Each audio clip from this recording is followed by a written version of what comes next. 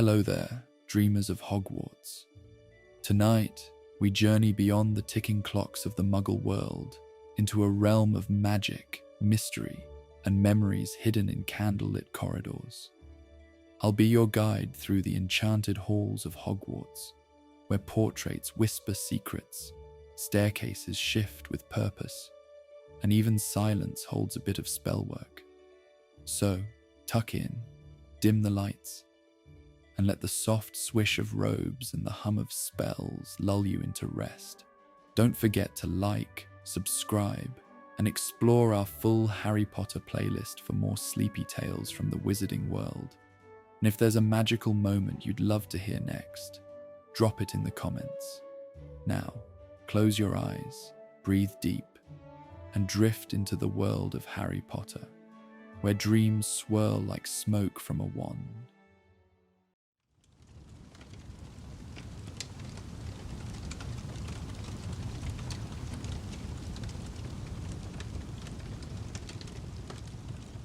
The first hints of dawn creep across the Scottish Highlands like whispered secrets, painting the sky in shades of pearl and rose that seem too delicate to be real. High in the west tower of Hogwarts, where the circular stone walls give way to open arches and the morning air carries the sharp sweetness of altitude, the Owlery begins its daily transformation from a place of night hunters to a sanctuary of rest. You find yourself following a small figure up the spiral staircase that winds endlessly upward, each step worn smooth by centuries of students and professors, house elves and caretakers. Eliza Blackwood, a first-year Ravenclaw with dark curls that escape constantly from their pins, climbs with the careful determination of someone who has made this journey many times before, but still respects the danger of the frost-slick stones. Her breath forms small clouds in the cold air, and she pulls her blue and bronze scarf tighter around her neck. The sound of her footsteps echoes softly in the stone stairwell, creating a rhythm that mingles with the distant hooting and rustling from above. She's earlier than most students would ever venture to the Owlery, but Eliza has discovered that dawn is when this high tower feels most magical, when the boundaries between night and day, between the ordinary and extraordinary, grow thin. The heavy wooden door at the top of the stairs stands slightly ajar, and Eliza pushes it open with both hands, the ancient hinges groaning a greeting that the owls know well. The change in atmosphere is immediate. "What are you doing?" Eliza hissed. Where the stairwell was close and cold, the Owlery opens into a vast circular room, where the air moves freely through glassless windows, carrying with it the scents of feather and straw, the mustiness of owl pellets, and underneath it all, the wild smell of creatures who belong to both the civilized world of the castle and the untamed sky beyond. Hundreds of owls occupy the various perches, nesting boxes, and rafters that line the tower from floor to impossibly high ceiling. In the pre-dawn dimness, they appear as shadows within shadows, some small and round like feathered stones, others magnificent with their wings folded like cloaks around their bodies. A few late returners sweep in through the arched windows, their wings silent as death, carrying parcels or settling onto familiar perches with satisfied chirps. Eliza moves carefully across the straw-covered floor, mindful of where she steps.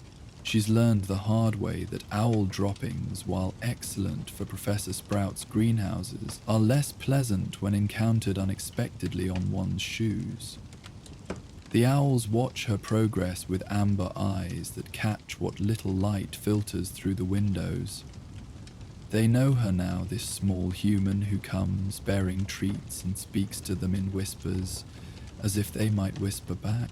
She reaches into her pocket and pulls out a small cloth bag, the contents still warm from the kitchen, where the house elves, always delighted to help, had packed fresh bacon rinds and small sausages. "Good morning, everyone," she says softly, her voice barely disturbing the pre-dawn hush. Busy night? A barn owl near her shoulder hoots softly in response, and Eliza smiles, offering it a piece of bacon which it accepts with grave dignity. This has become her routine, these quiet moments before the castle fully wakes, when she can pretend the owls are friends who miss her as much as she misses her own barn owl, Mercury, who was too old to make the journey to Hogwarts and remains at home with her grandmother, gone for the weekend. As she distributes treats to the owls brave enough to approach, Eliza notices something unusual. In the corner, where the curve of the wall meets an ancient support beam, partially hidden behind a cluster of empty nesting boxes, there's a glimmer of something that doesn't belong. Not the shine of fresh droppings or the gleam of an owl's eye, but something warmer, almost golden in quality. Curiosity overcoming caution, Eliza picks her way carefully toward the corner. The floorboards here are older, less stable, and they creak ominously under her slight weight. An elderly eagle owl watches her approach with disapproval, clicking its beak in warning. But Eliza holds out a particularly large piece of sausage as a peace offering, which the owl accepts with grudging grace. Now closer, she can see what caught her attention. Wedged behind one of the support posts, caught between the wood and stone, as if it had been deliberately hidden or perhaps accidentally lost, is a letter. But not just any letter. This envelope seems to pulse with a faint inner light, as if the parchment itself remembers the importance of its contents.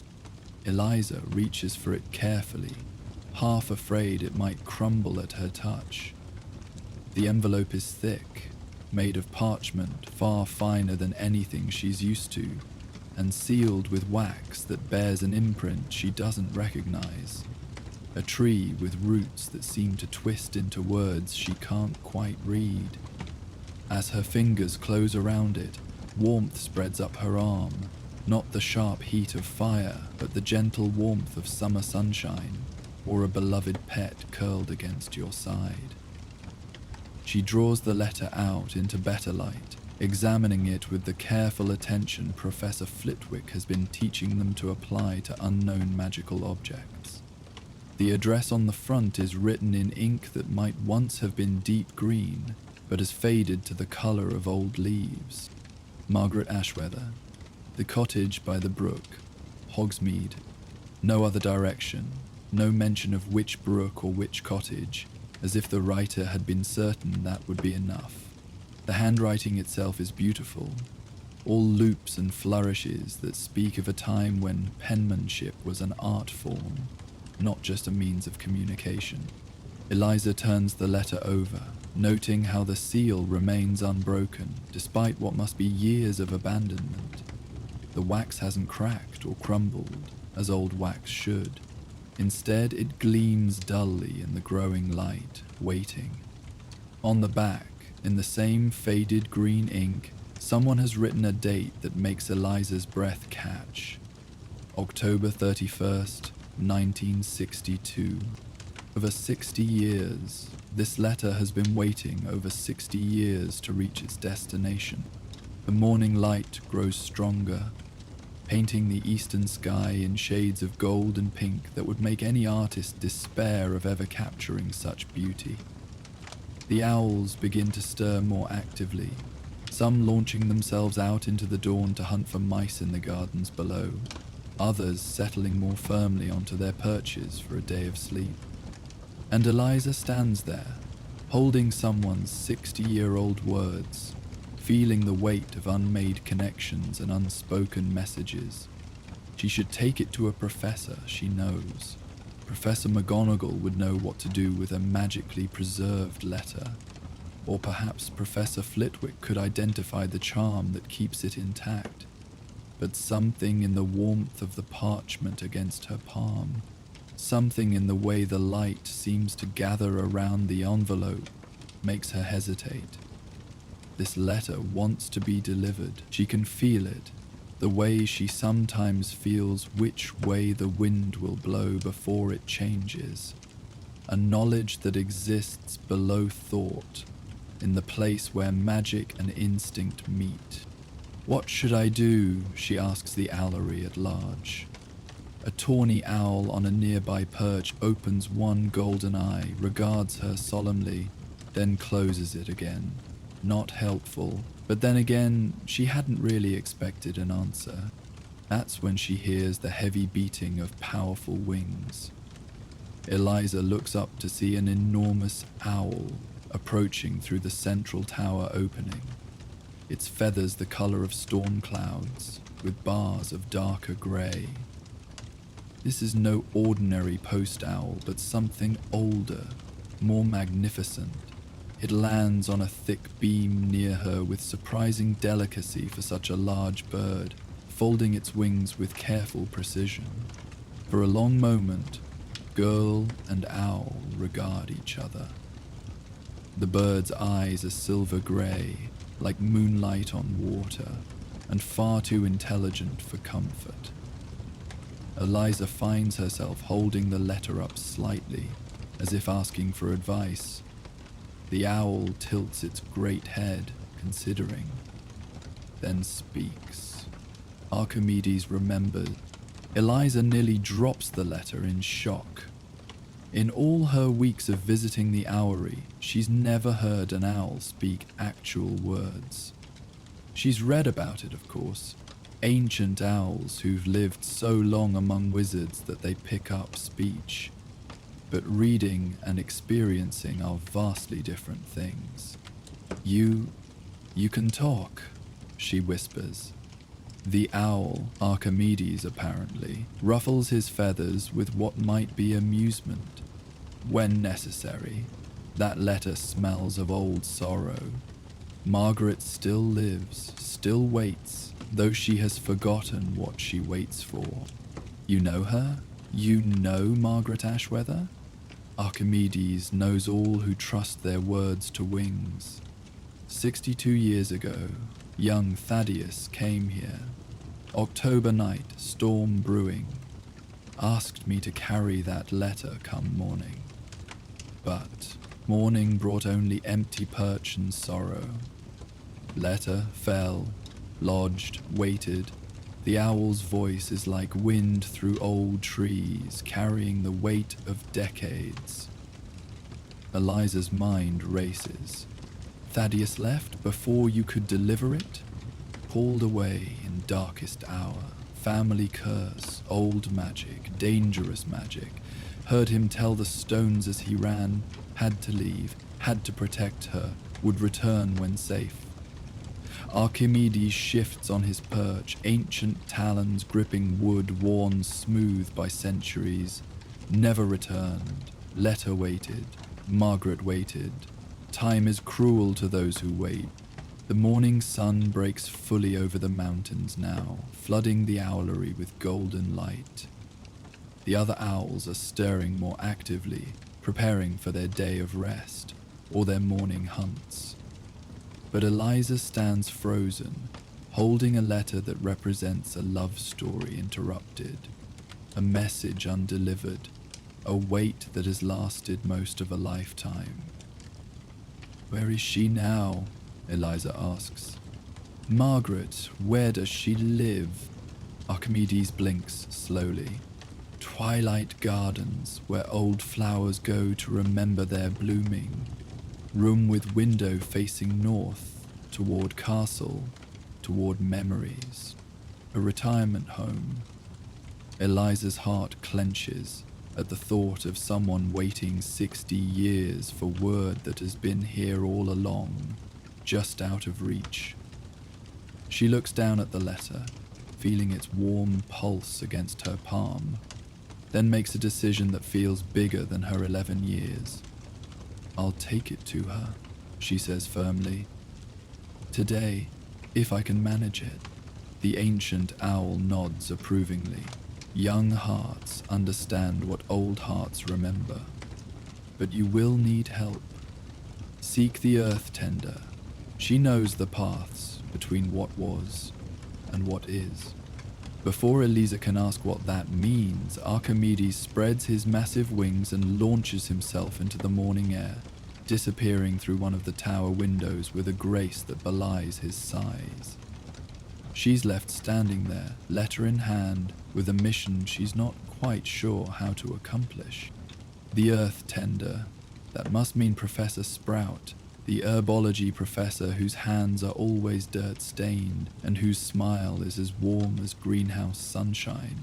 Eliza tucks the letter carefully inside her robes, close to her heart where its warmth mingles with her own determination. She has classes to attend first, but she'll find a way to speak with Professor Sprout. The journey back down the spiral stairs seems shorter than the climb up, as if the castle itself approves of her mission and smooths the way. She emerges into corridors beginning to fill with early rising students, all unaware that she carries 6 decades of waiting in her pocket. Breakfast in the Great Hall passes in a blur. Eliza picks at her porridge, her mind on Margaret Ashweather and Thaddeus, and family curses that tear people apart. Her fellow Ravenclaws chatter about assignments and Quidditch tryouts, but their words wash over her like water over stone, leaving no impression. She has herbology first thing, which seems like fate intervening. As the class makes its way to the greenhouses, Eliza hangs back, waiting for a moment to approach Professor Sprout privately. The opportunity comes as the other students file into Greenhouse 3 to continue their work with Chinese chomping cabbages. "Professor," Eliza says quietly, "I need your help with something important." Professor Sprout turns, her kind face creased with concern at Eliza's serious tone. "What is it, dear? Not trouble with the venomous tentacular, I hope?" "No, Professor. I found something in the Owlery this morning. A letter that was never delivered, from 1962. The change in Professor Sprout's expression is immediate. Her eyes widen and she glances quickly at the other students to make sure they're occupied before drawing Eliza aside. 1962? My dear child, that was the year Professor Whitmore left. Thaddeus Whitmore. Taught ancient runes, brilliant man, engaged to..." She trails off, understanding dawning. "The letters from Margaret Ashweather? Read it? My read it being the letter of secret approbation?" Eliza nods, pulling out the envelope to show the address. Professor Sprout's intake of breath is sharp, almost pained. "Oh, my dear. Oh, that poor woman. She waited for him, you know.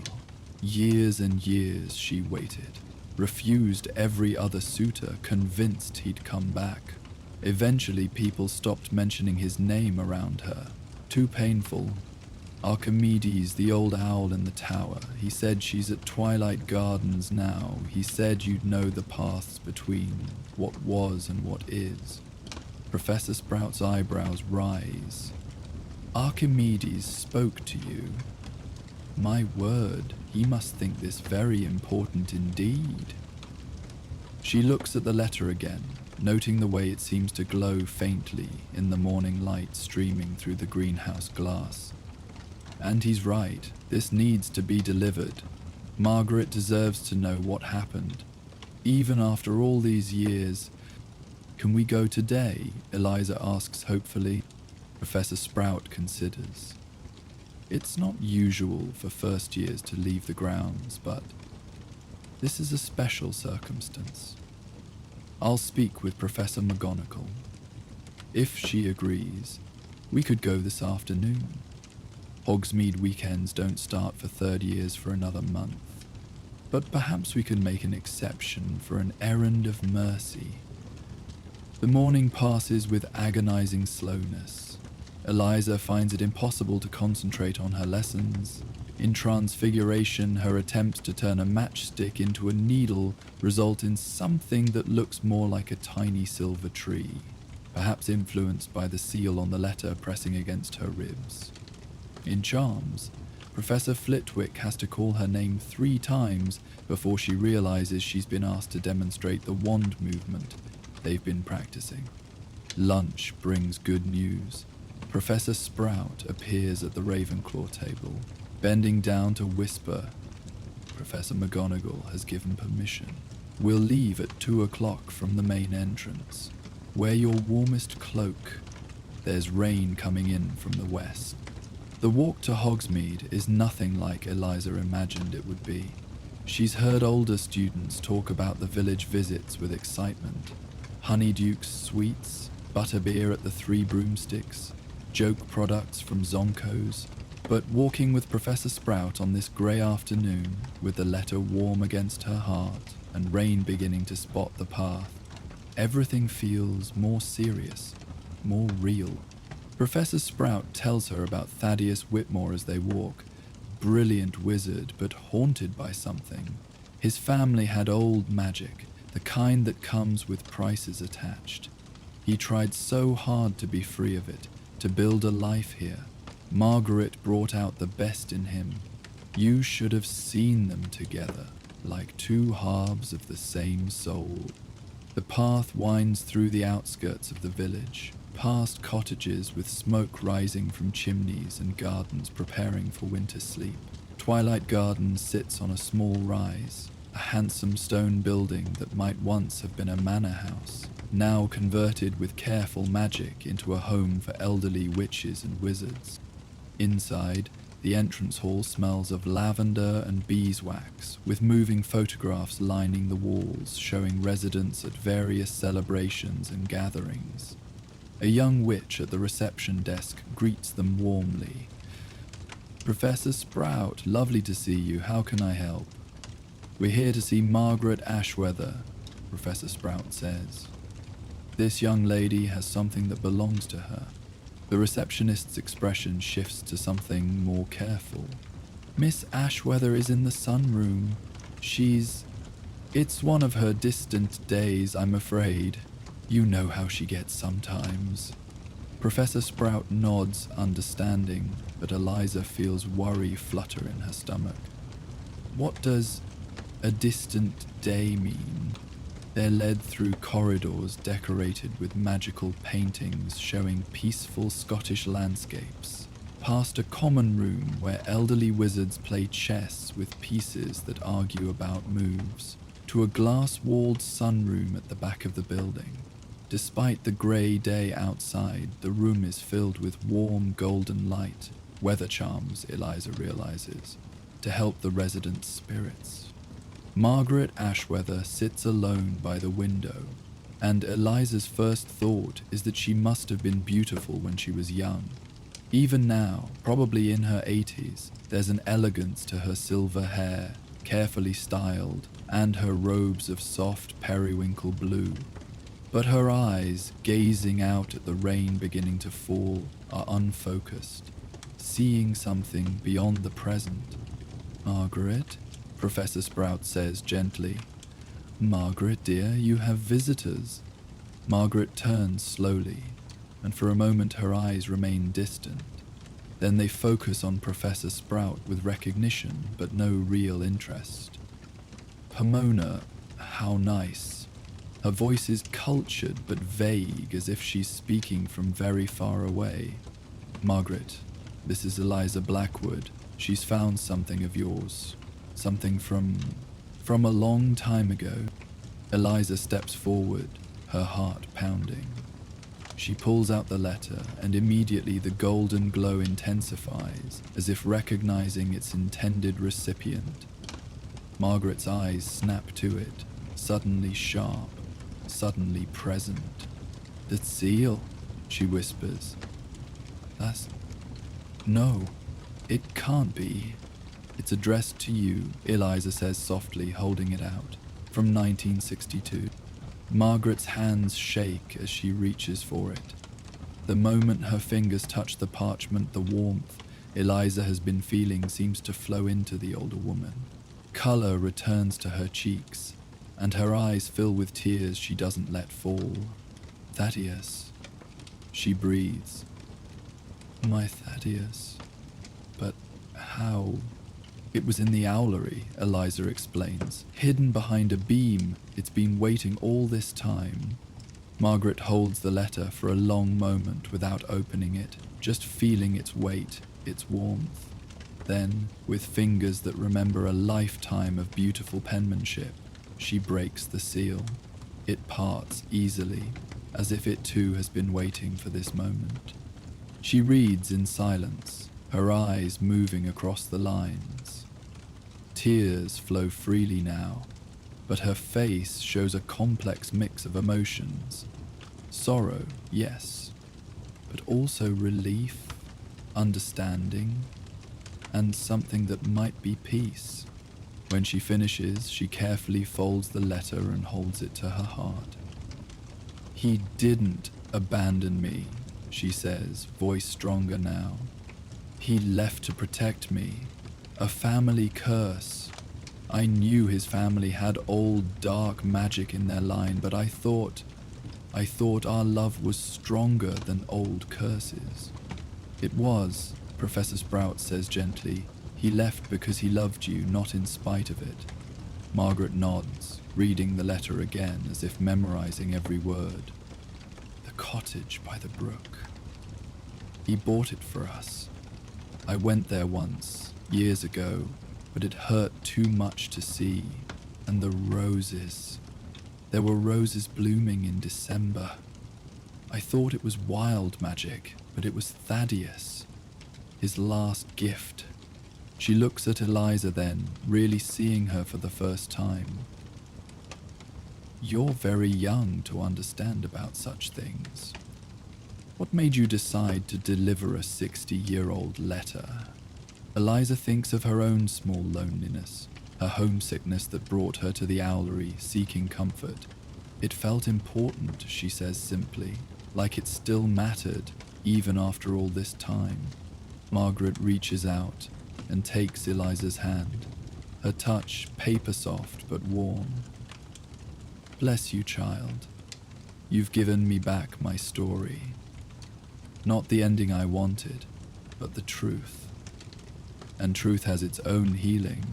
They stay for tea, served in delicate china that refills itself. Margaret tells them stories of Thaddeus, his brilliant lectures that made ancient runes seem like living things, his terrible puns that made everyone groan, the way he could coax any plant to grow. She seems fully present now, the vagueness gone, replaced by a sharp intelligence that makes Eliza understand why Thaddeus Whitmore fell in love with her. I'll go to the cottage, Margaret decides as they prepare to leave. Tomorrow, if the weather clears. It's time. He wanted me to fill it with light and laughter, and I've failed him in that. But perhaps it's not too late to honor his wishes. Professor Sprout promises to arrange the visit, and Margaret presses something into Eliza's hand as they say goodbye. It's a photograph, magical of course, showing a much younger Margaret and a tall wizard with kind eyes and prematurely grey hair. They're laughing at something outside the frame, and the joy on their faces makes Eliza's throat tight. Keep this, Margaret says. Remember that love stories don't always end when we think they do. Sometimes they just pause, waiting for the right person to help write the next chapter. The walk back to Hogwarts is quiet. The rain has started in earnest now, but Professor Sprout conjures an umbrella that keeps them perfectly dry. Eliza clutches the photograph, thinking about time and love and the patience of letters that wait decades to complete their journey. You did a wonderful thing today, Professor Sprout says as they near the castle gates. Not many would have taken such trouble for a stranger. She wasn't really a stranger, Eliza says, understanding something she couldn't have articulated this morning. Just someone waiting for word, like we all are sometimes.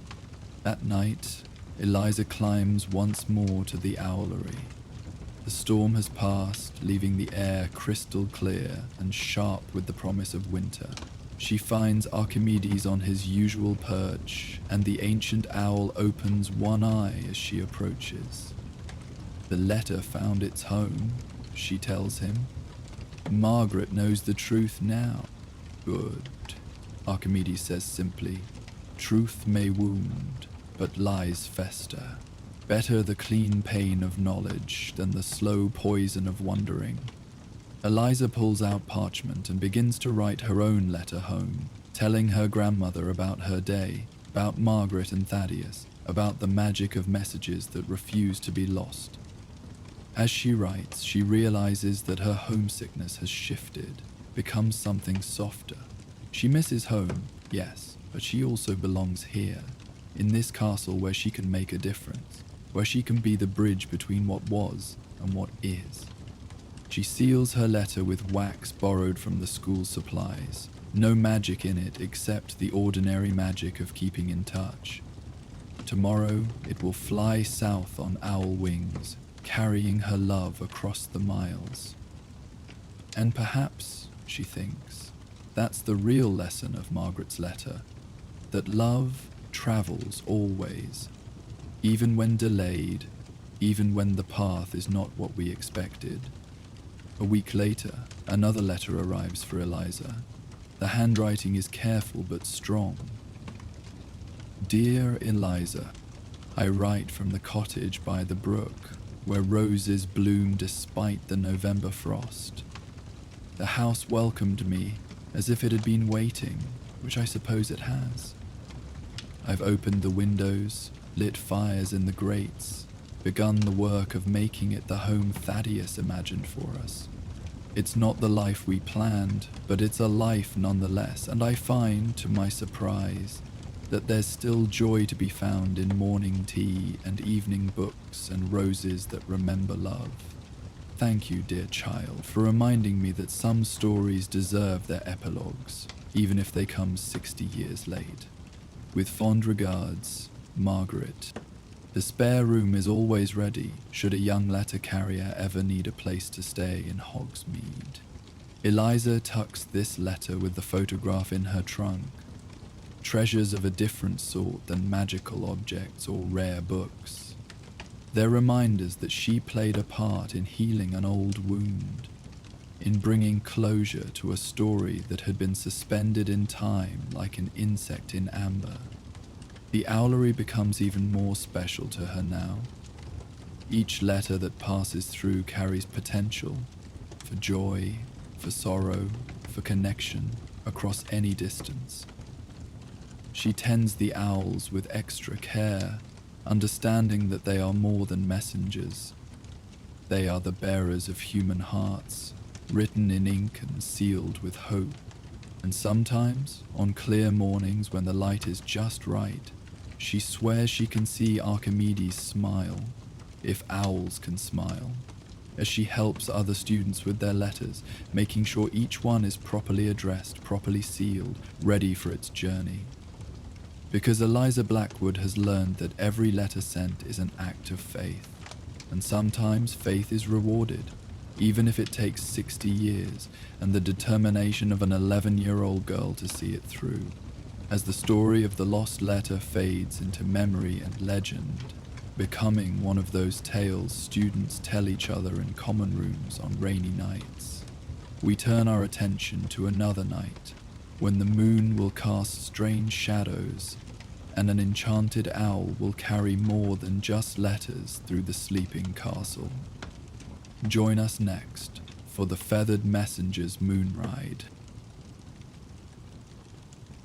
The night of the lunar eclipse arrives, dressed in shadows and silver, transforming Hogwarts into a castle from a dream. The familiar towers and turrets take on new shapes in the strange half-light, and even the lake below seems to hold its breath, its surface mirror-smooth and waiting.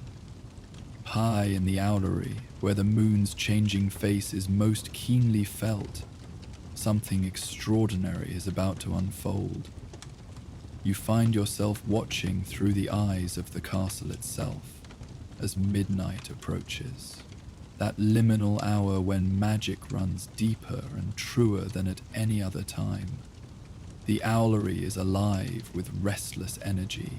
The owls, usually so dignified and composed, flutter from perch to perch with unusual agitation.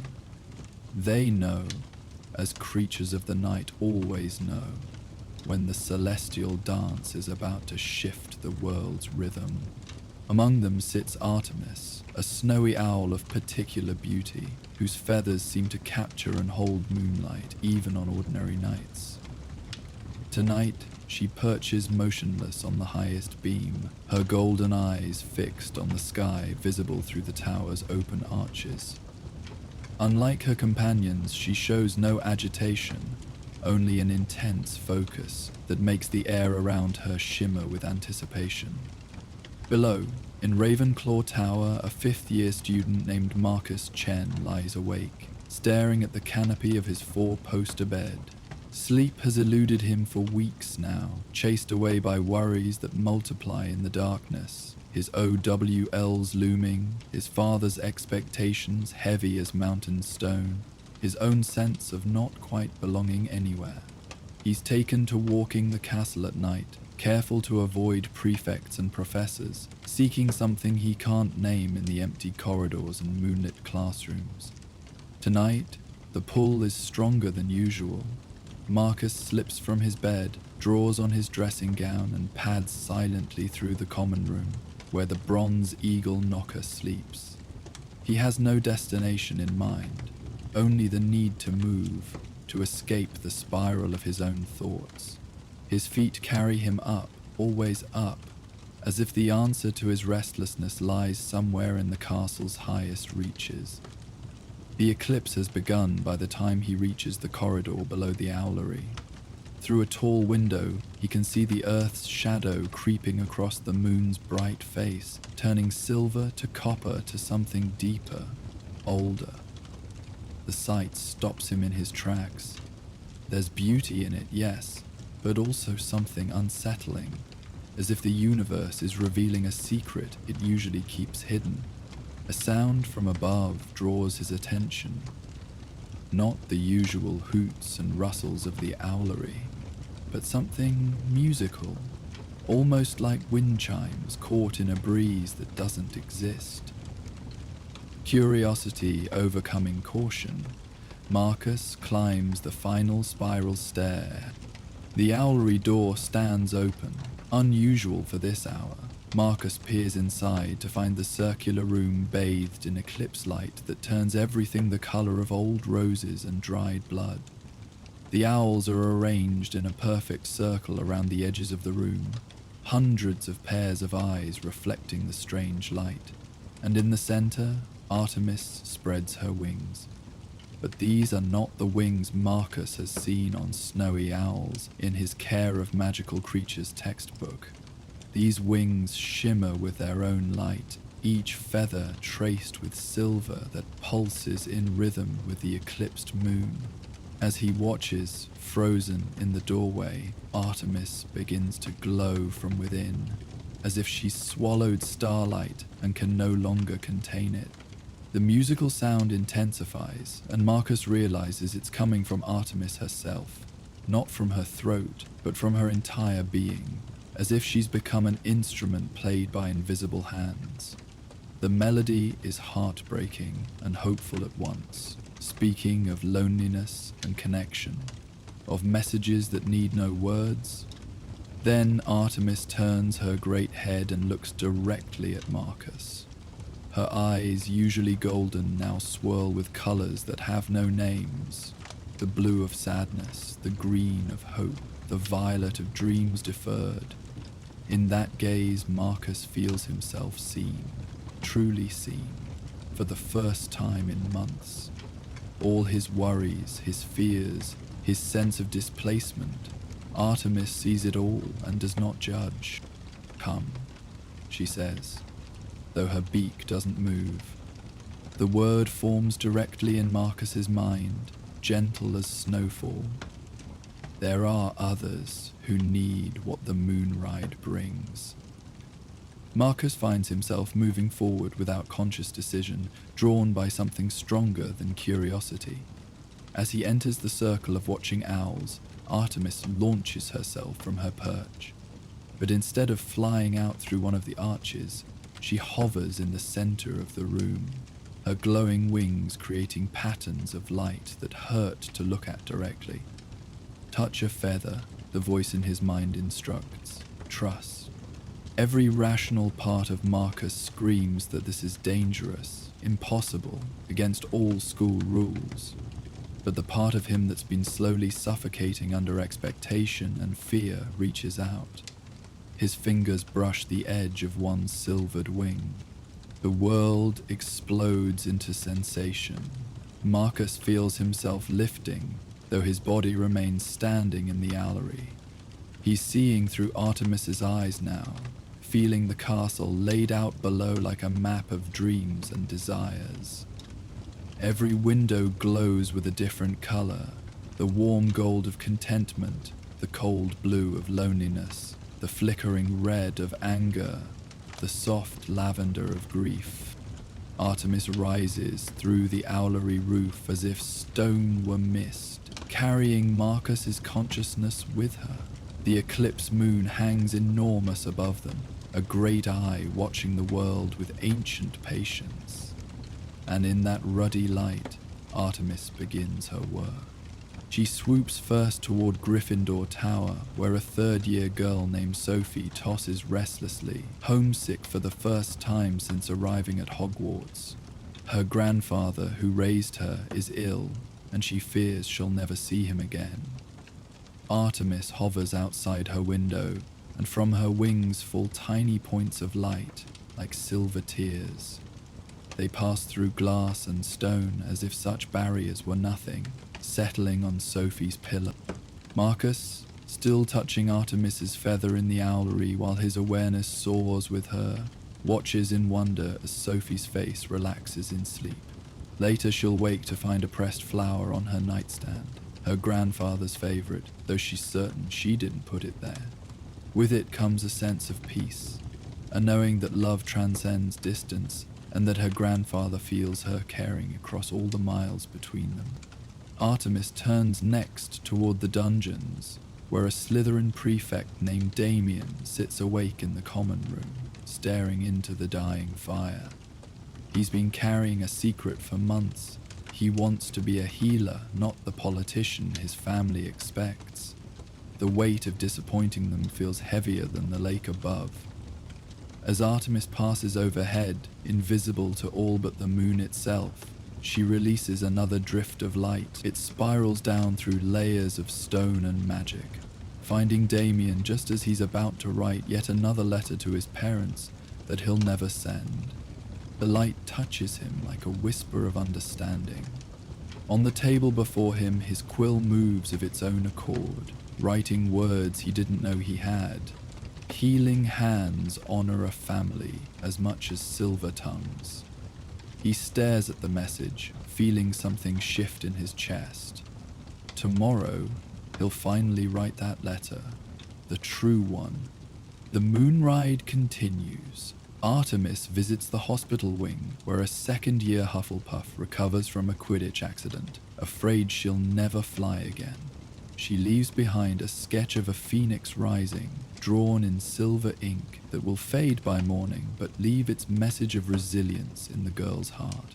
She stops at the library, where a 7th-year Ravenclaw has fallen asleep over her NECW preparation. Anxiety dreams turning her rest into torment. A bookmark appears in her textbook, marking not the page she was studying, but one that contains exactly the insight she needs to understand the concept that's been eluding her. Through it all, Marcus experiences each delivery, feels each pulse of need and response. He begins to understand that Artemis isn't choosing these recipients randomly. The eclipse has given her the ability to see emotional magnetic fields, to sense where comfort is most desperately needed and what form it should take. They visit a bathroom where a first year hides, overwhelmed by the vastness of Hogwarts and his own small place in it. Artemis leaves a moving photograph.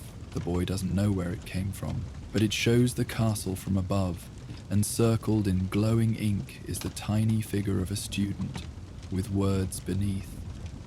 Every star in the constellation matters. They pause outside the quarters of a young professor struggling with imposter syndrome, leaving a note that simply says, "Your students see your brilliance, even when you don't."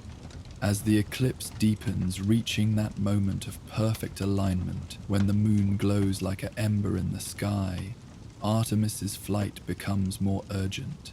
She has one more delivery to make, and Marcus senses this one is different, more personal. She turns back toward Ravenclaw Tower, toward Marcus's own dormitory. With a start, he realizes she's heading for his window, his bed, his restless, anxious self. But how can that be when he's here in the Owlery, touching her feather, riding with her consciousness? The answer comes as Artemis hovers outside his window and he sees himself, not in the Owlery at all, but asleep in his bed, tossing and turning with the nightmares that have plagued him for weeks. He's been dreaming this entire experience, pulled into Artemis's moon ride through the intersection of magic, need, and celestial alignment. But dream or not, the experience is real. Artemis releases her final gift, not light this time, but a feather that drifts through the window to land on Marcus's sleeping chest. With it comes a vision, clearer than any dream he's ever had. He sees himself years from now, not the ministry official his father expects or the academic his professors predict, but something entirely his own. A magical researcher specializing in the intersection of astronomy and emotion, mapping the ways celestial events affect the human heart. He sees himself happy, fulfilled, following a path no one else could have imagined for him, because it's uniquely his. The vision fades as the eclipse begins to pass, the moon's normal silver slowly reclaiming its face. Marcus feels himself being drawn back, his consciousness separating from Artemis's as her enchantment weakens. But before the connection breaks entirely, she speaks to him one more time. "Every full moon, I carry messages," she says. "But only during eclipses can I carry the messages people need to hear from themselves. Remember this night. Remember that your path is your own to fly." Marcus gasps, finding himself back in the Owlery, his hand still extended toward where Artemis hovers. But she's no longer glowing, no longer silvered with eclipse magic. She's simply a beautiful, snowy owl who regards him with what might be amusement before settling back onto her perch. Around the edges of the room, the other owls rustle and hoot softly, as if waking from a collective dream. The eclipse light fades toward normal, and Marcus realizes he should return to his dormitory before he's caught out of bounds. But he pauses at the door, looking back at Artemis. "Thank you," he whispers. She opens one golden eye, winks, definitely winks, and tucks her head under her wing. Marcus makes his way back through the castle, but everything feels different now. The corridors don't seem empty, but full of sleeping dreams.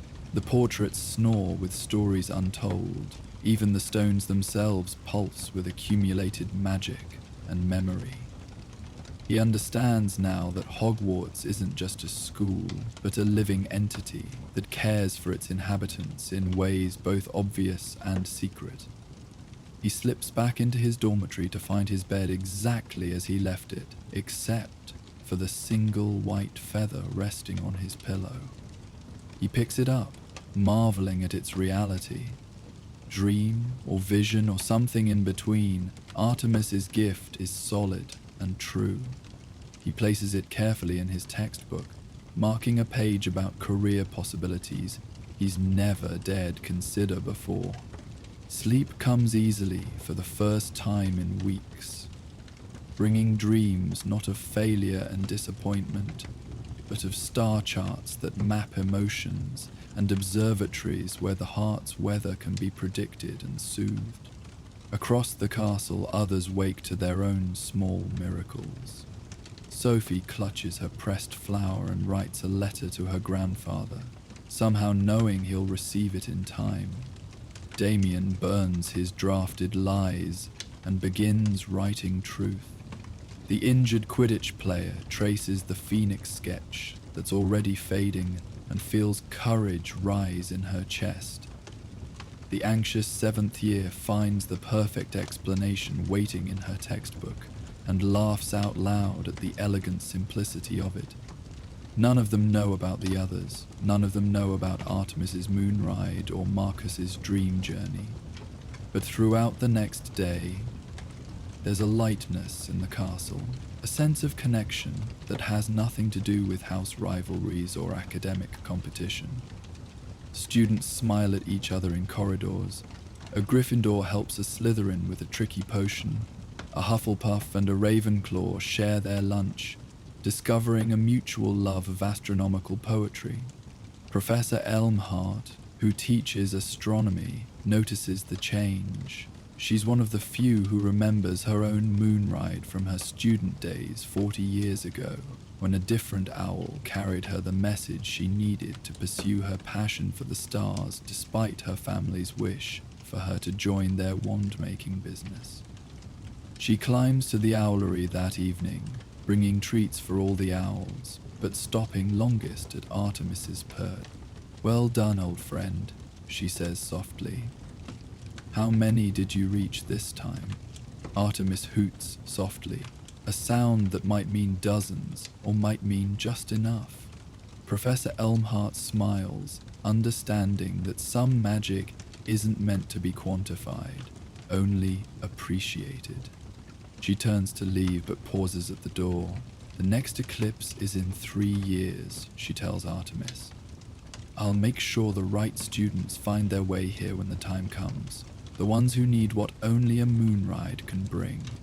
Artemis settles deeper into her feathers, already dreaming perhaps of that future flight, of the messages she'll carry when the moon again wears shadow, and hearts are open to their own truth. Days pass.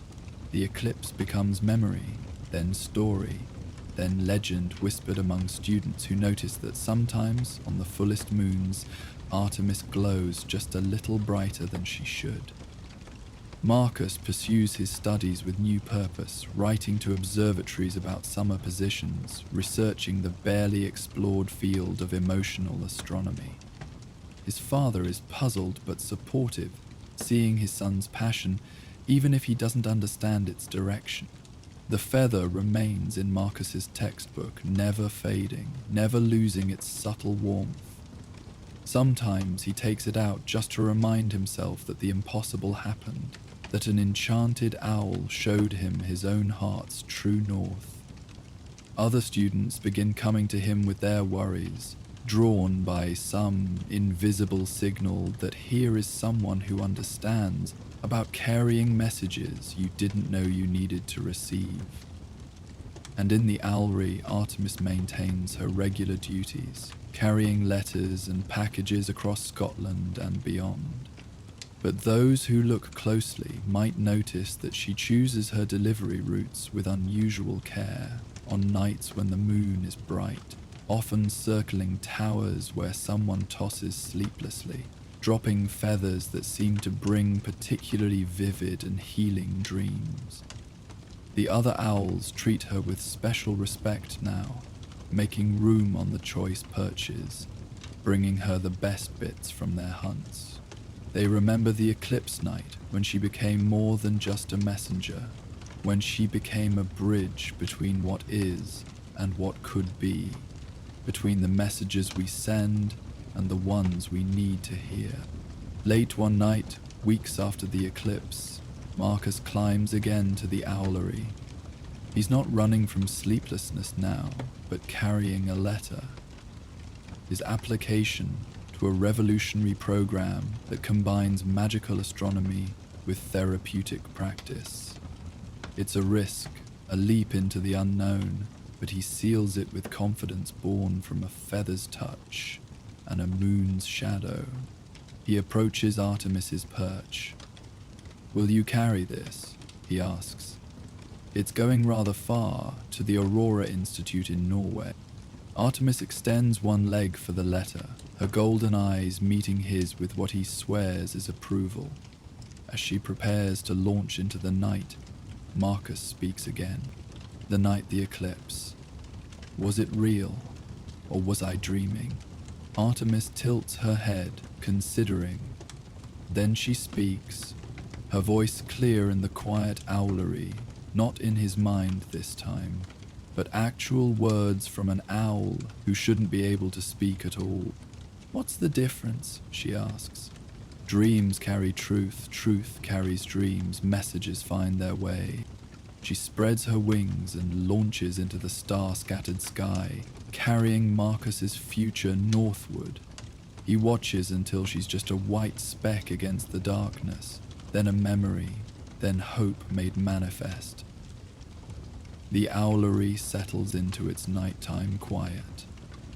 Other owls come and go on their postal rounds, carrying the ordinary magic of connection across miles.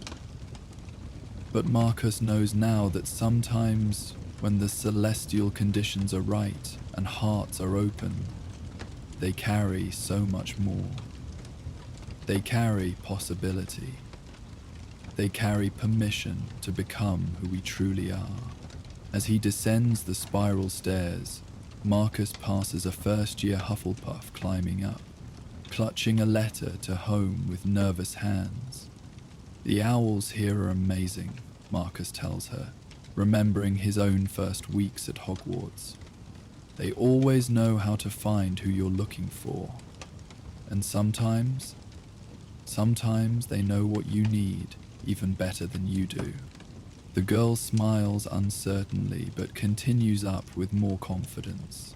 Marcus heads back to his dormitory, where equations about lunar influences on magical fields wait for his attention.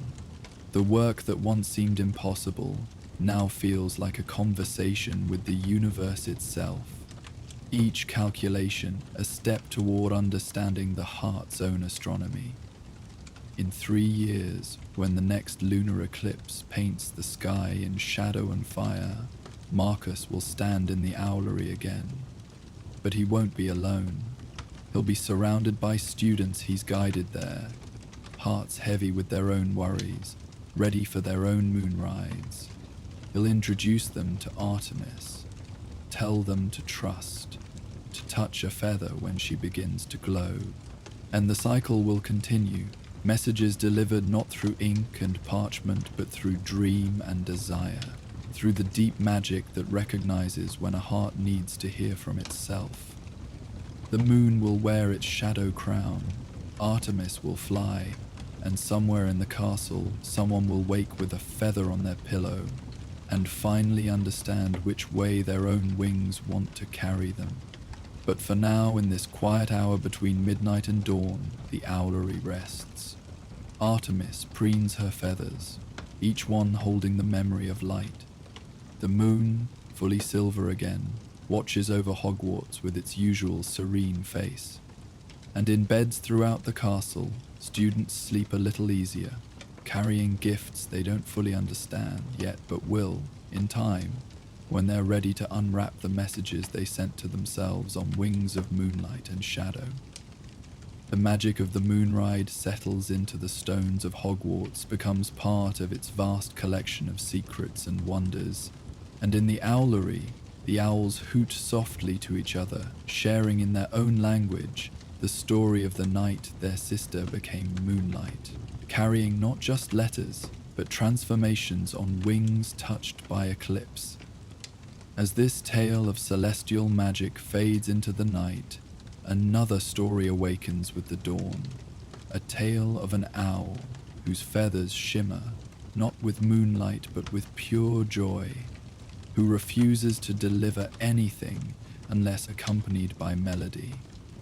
Join us next for The Owl Who Loved Music.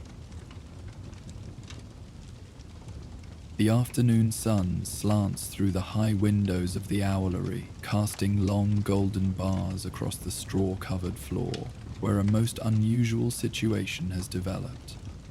A queue of increasingly frustrated students winds down the spiral staircase, each clutching letters that should have been delivered hours ago. At the heart of this postal crisis sits Melody, a tawny owl of medium size but extraordinary stubbornness, who has closed her amber eyes and tucked her beak firmly beneath her wing, refusing all attempts at negotiation. You find yourself watching this scene unfold through the bemused eyes of Finn Honeychurch, a third-year Hufflepuff who has climbed the tower to send his weekly letter home. His golden brown hair catches the light as he edges past the grumbling queue, drawn by curiosity toward the center of the commotion. Unlike the older students who mutter about deadlines and urgent correspondence, Finn feels only intrigue. He's always been drawn to puzzles, to problems that require unusual solutions. He's been like this for 3 days, complains a 7th-year Gryffindor, waving his urgent application to the Ministry's Aura program. Won't take a single letter, just sits there like a feathered statue. I've tried everything, adds a Ravenclaw prefect, her arms full of international correspondence. Premium owl treats, fresh mice, even that expensive tonic from Elops. Nothing works. My mother's birthday letter is already 2 days late, moans a 4th-year Slytherin. She'll think I've forgotten. Finn observes Melody carefully. The owl doesn't appear ill. Her feathers gleam with health, and occasionally she'll open one eye to survey the growing pile of undelivered mail with what seems like disappointment rather than disinterest. There's something expectant in her posture, as if she's waiting for something specific. Has anyone noticed, Finn says quietly, that she always tilts her head when the clock tower chimes? The older students pause their complaints to stare at him. Now that he mentions it, they realize it's true. Every hour, when the great clock sends its bronze notes across the grounds, Melody's head emerges from beneath her wing, tilting at precisely the angle that best catches sound. So, the Gryffindor says impatiently, lots of owls react to loud noises. But Finn is remembering something from his first year, when he'd been too homesick to sleep and had wandered the castle at night, carefully avoiding prefects. He'd discovered that the Owlery at midnight was filled with the softest sounds, not just hoots and rustles, but something almost like humming. He'd thought he was imagining it, the way tired minds create patterns from random noise. Now, watching Melody's expectant stillness, he wondered. Without really thinking about it, Finn begins to hum. It's a simple tune his mother used to sing while kneading bread. Nothing magical, just a Welsh folk melody about sailors coming home. His voice is quiet, uncertain, barely audible above the general murmur of frustrated students. Melody's head snaps up. Her amber eyes fix on Finn with laser focus, and slowly, gracefully, she unfolds from her refusing posture. The other students fall silent, watching in amazement as the stubborn owl glides down from her high perch to land on the delivery counter directly in front of Finn. Brilliant, the Ravenclaw prefect exclaims. Quick, give her your letter while she's cooperative. But when Finn reaches for the letter in his pocket, Melody clacks her beak in warning and starts to turn away. He freezes, understanding flooding through him. She doesn't want his letter, not yet. She wants the rest of the song. So Finn continues humming, his cheeks pink with embarrassment at being the center of attention. But as he reaches the melody's familiar rises and falls, something extraordinary happens. Melody begins to sway, her head moving in perfect time with the tune, and then, impossibly wonderfully, she starts to harmonize.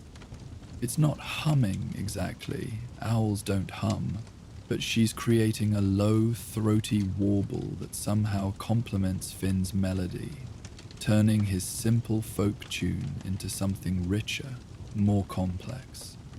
The sound fills the owlery with warmth that has nothing to do with the afternoon sun.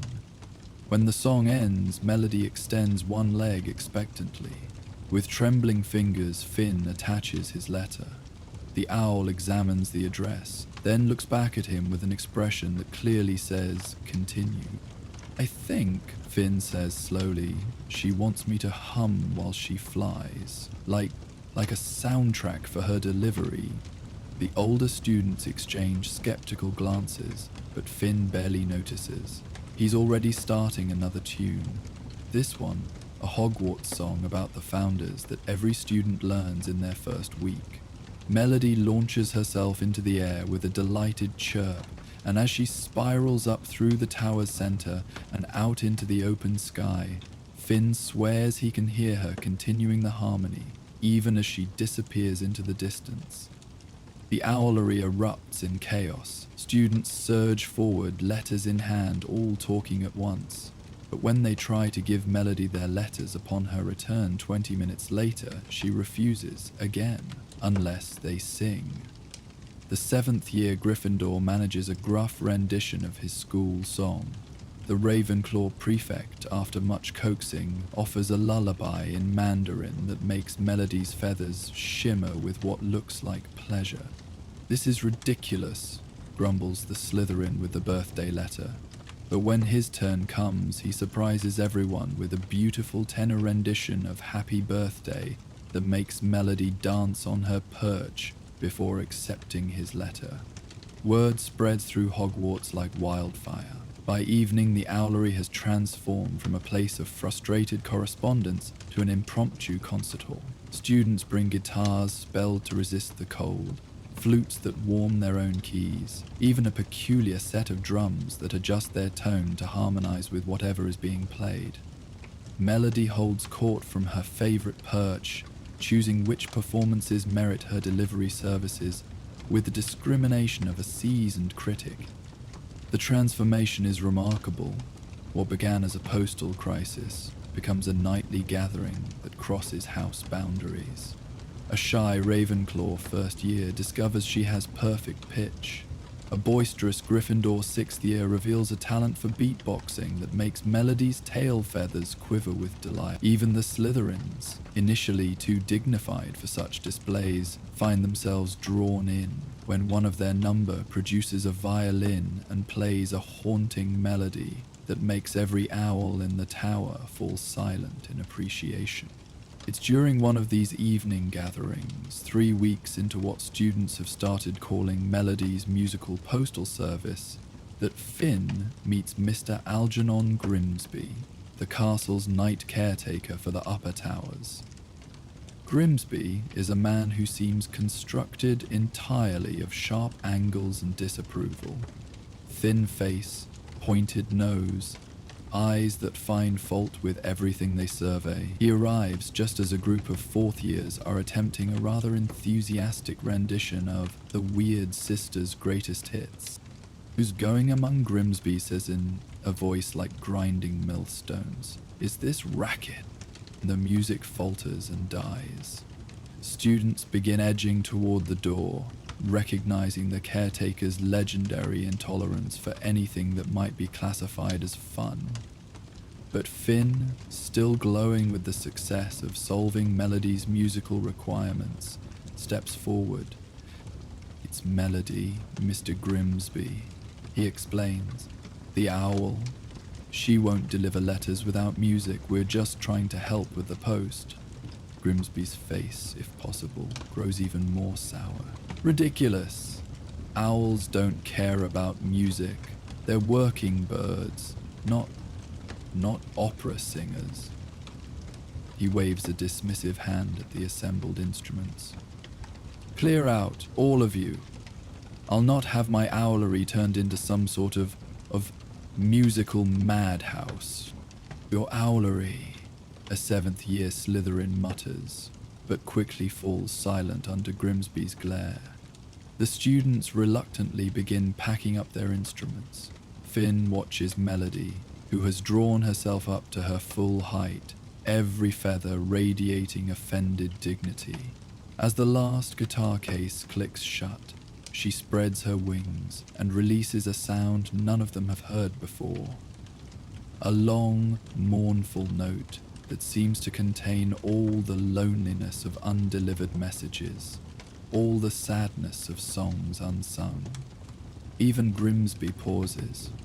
The note continues, rising and falling like a lament, and other owls begin to join in. Soon the entire Owlery resonates with a chorus of sorrow that makes the windows vibrate and the hearts of everyone present ache with unnamed loss. "See," Finn says quietly, "she needs the music. Without it, all these letters just pile up. People are waiting for news from home, exam results, birthday wishes." Grimsby's expression doesn't soften, but something in his rigid posture shifts slightly. He stares at Melody, then at the pile of undelivered letters, then back at the owl who has now fallen silent but watches him with those uncanny amber eyes. "When I was a boy," he says, then stops, seeming surprised at himself.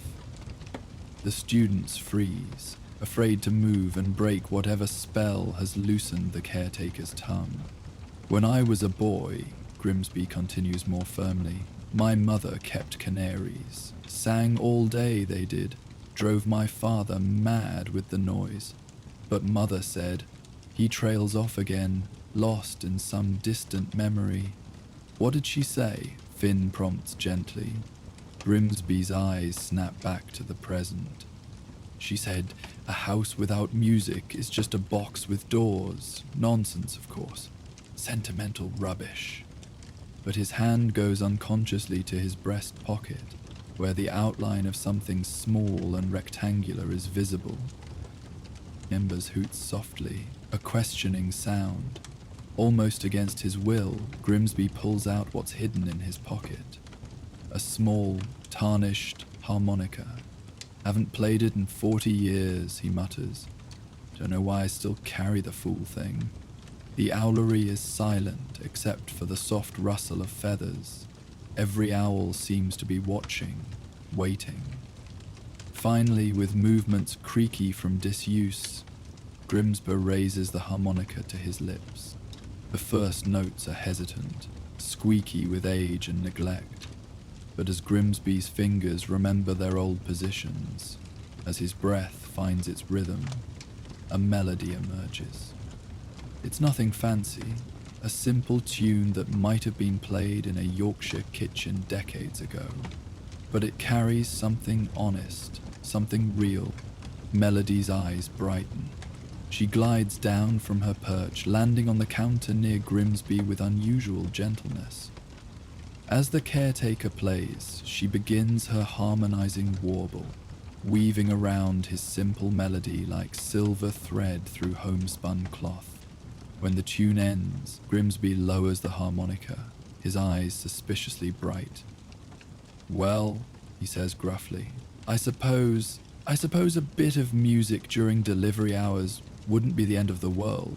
But," he adds, raising a warning finger as the students begin to smile, "there'll be rules, schedules, no drums after 8 o'clock, no groups larger than 6, and absolutely no enchanted instruments that play themselves."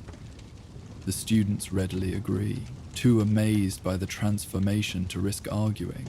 As they file out, leaving Grimsby alone with the owls, Finn hangs back. "Mr. Grimsby," he says, Would you like to join our evening sessions sometimes? Melody seems to really like your harmonica." Grimsby snorts.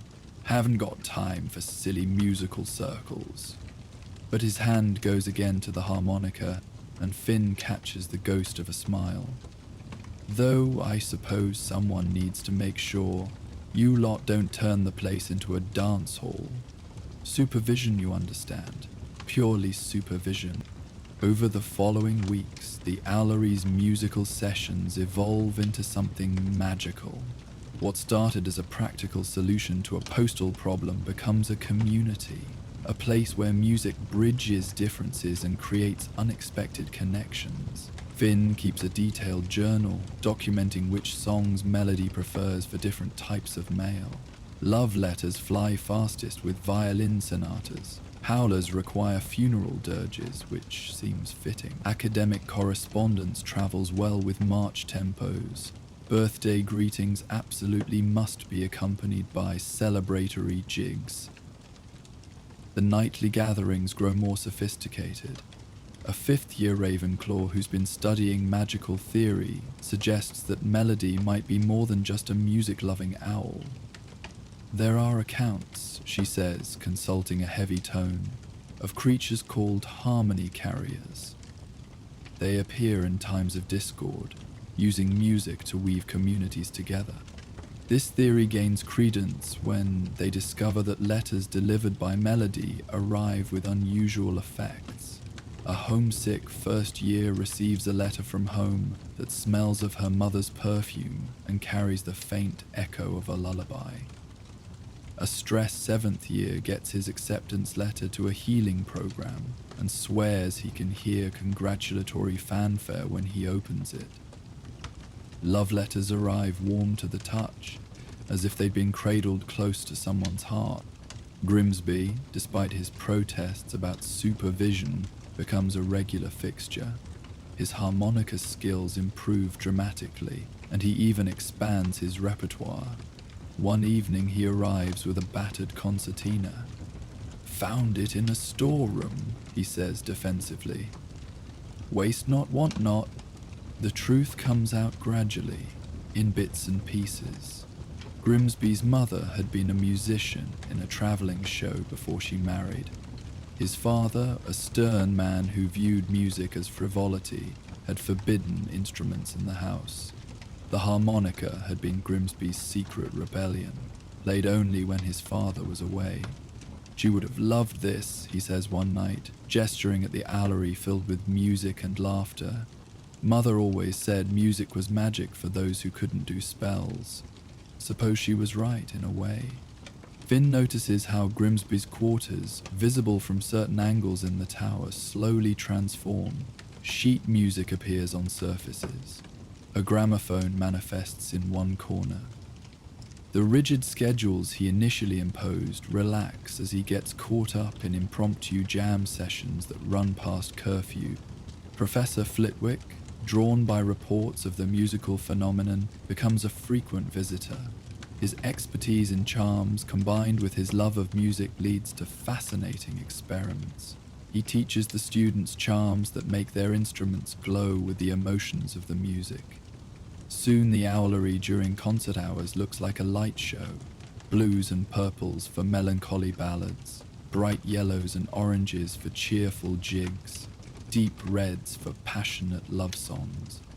Music and magic have always been intertwined, Flitwick explains during one of his visits. The earliest spells were sung, not spoken. Melody here is simply reminding us of what we've forgotten.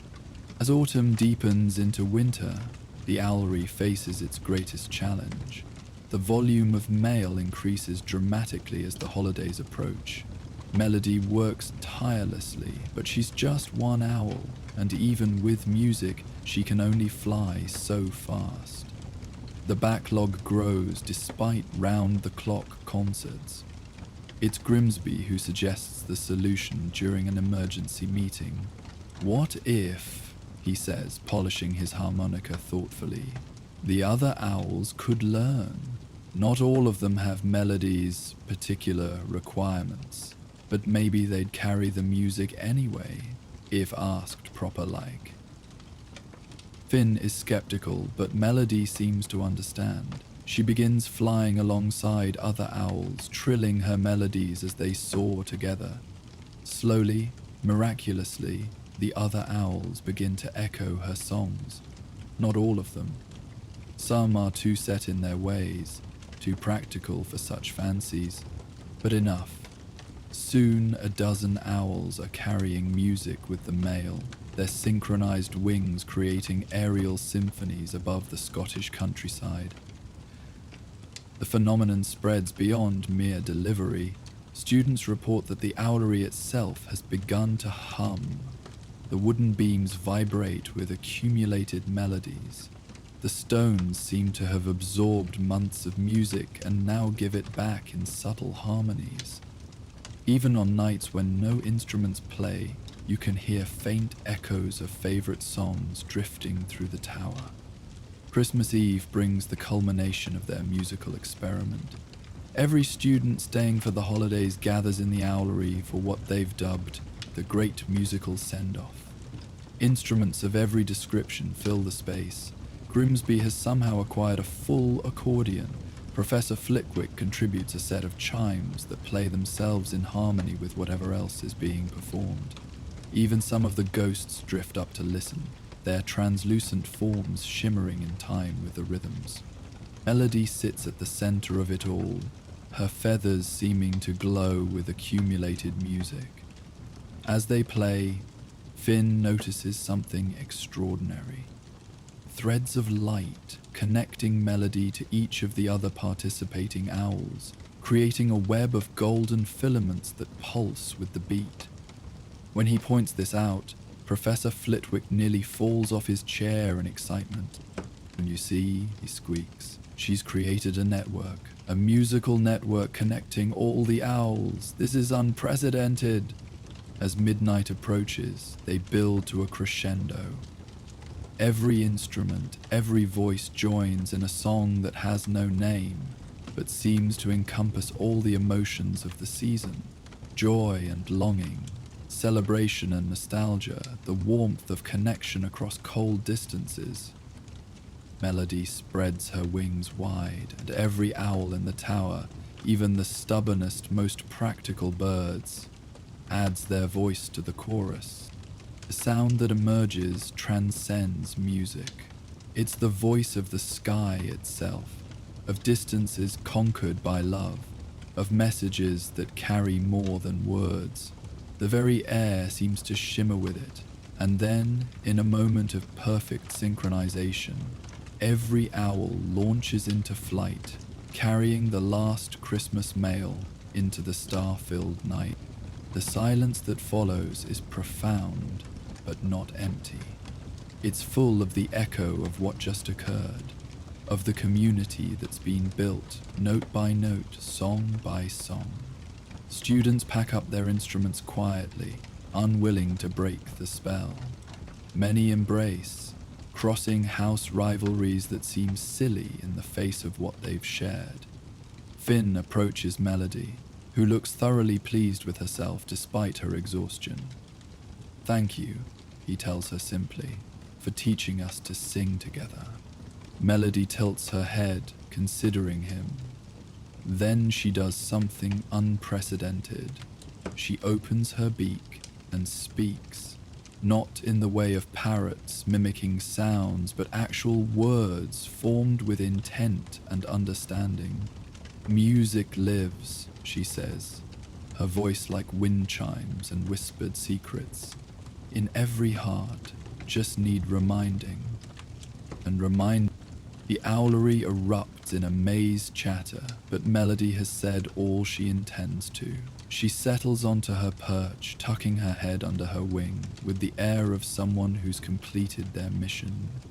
As winter continues, the musical tradition becomes embedded in Hogwarts life. New students are taught simple songs that Melody approves for beginners.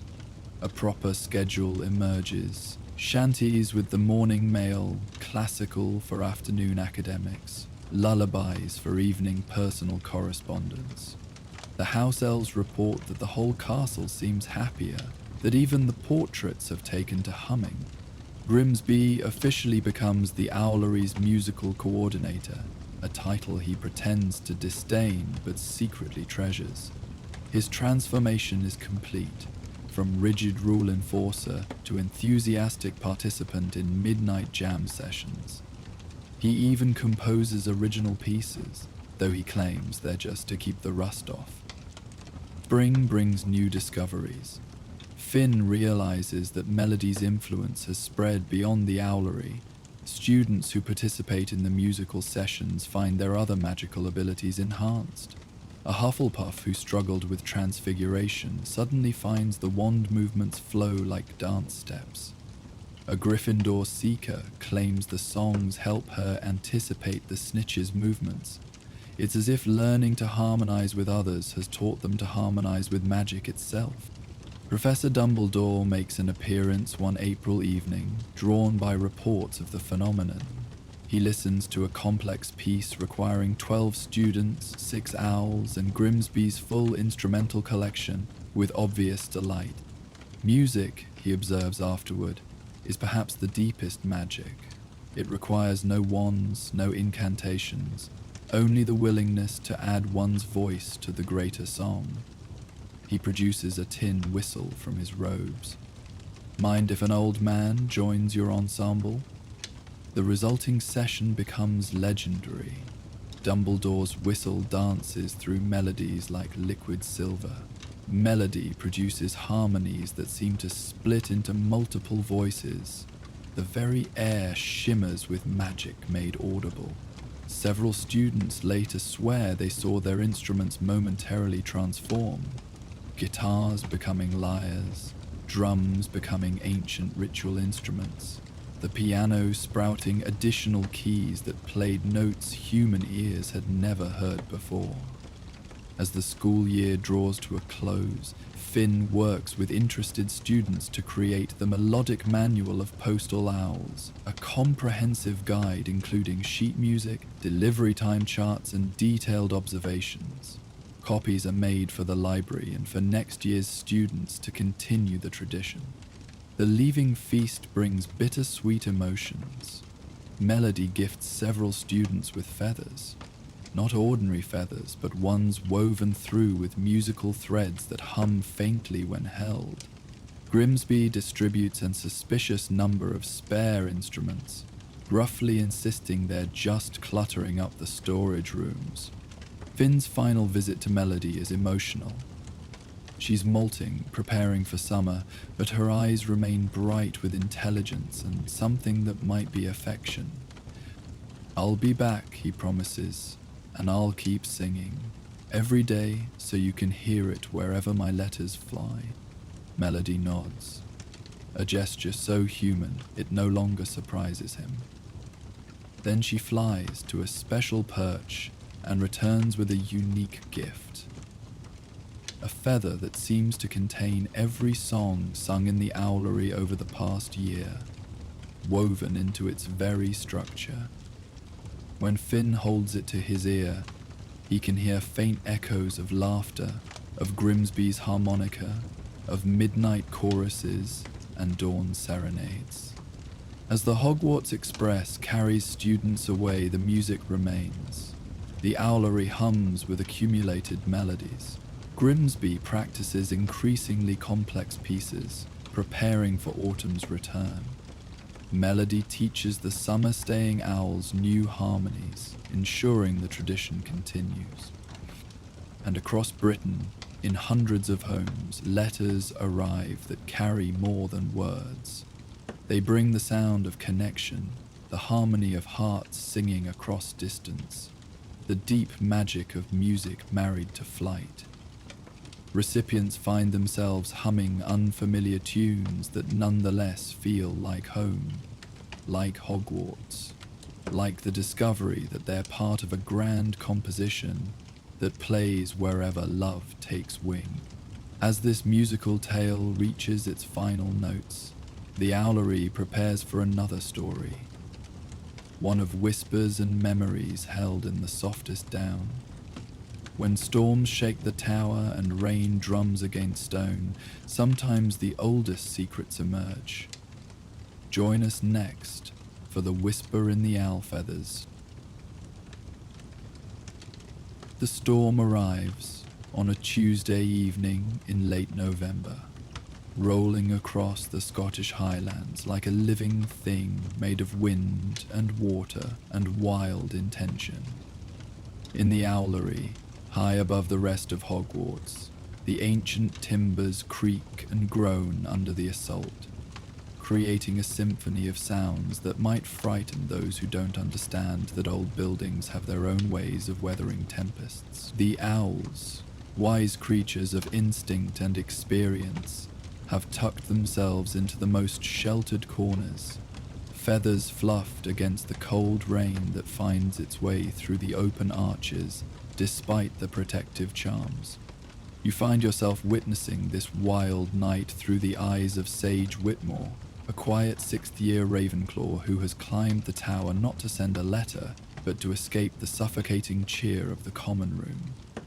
Sage prefers storms to sunshine, solitude to celebration, and tonight, with the wind howling like a creature in pain and the rain drumming against stone, feels more like home than any warm fireside gathering could.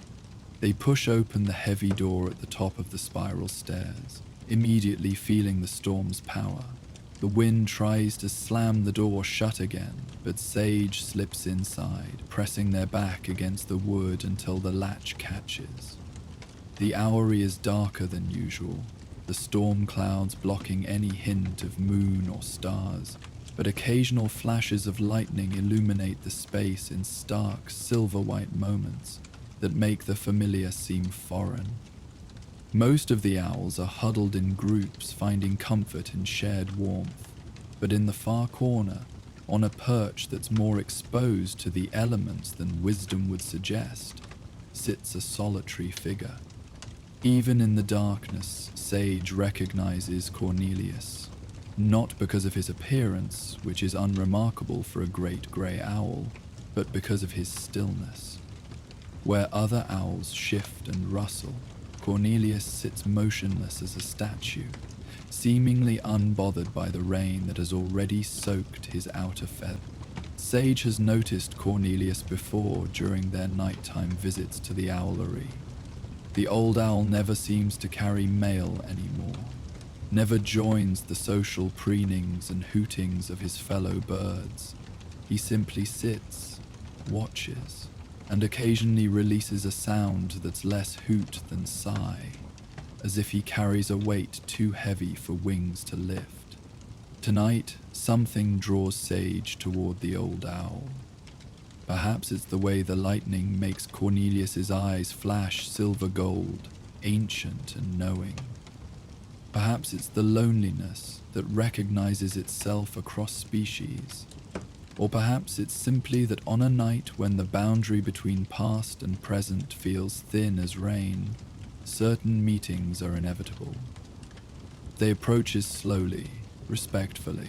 They've learned that Cornelius doesn't appreciate sudden movement or loud voices. As they draw near, they notice something odd. The rain isn't quite touching the owl, not in the way it should. It falls around him, yes, and his feathers are damp, but the drops seem to hesitate before landing, as if asking permission first. "Strange night to be sitting in the open," Sage says softly, not really expecting a response. Talking to owls is a habit they've developed over years of finding more comfort in feathered company than human. Cornelius turns his great head slowly, fixing Sage with eyes that hold depths no animal's eyes should possess. For a long moment they regard each other, lonely student and lonelier owl, while the storm rages around them. Then Cornelius does something unexpected.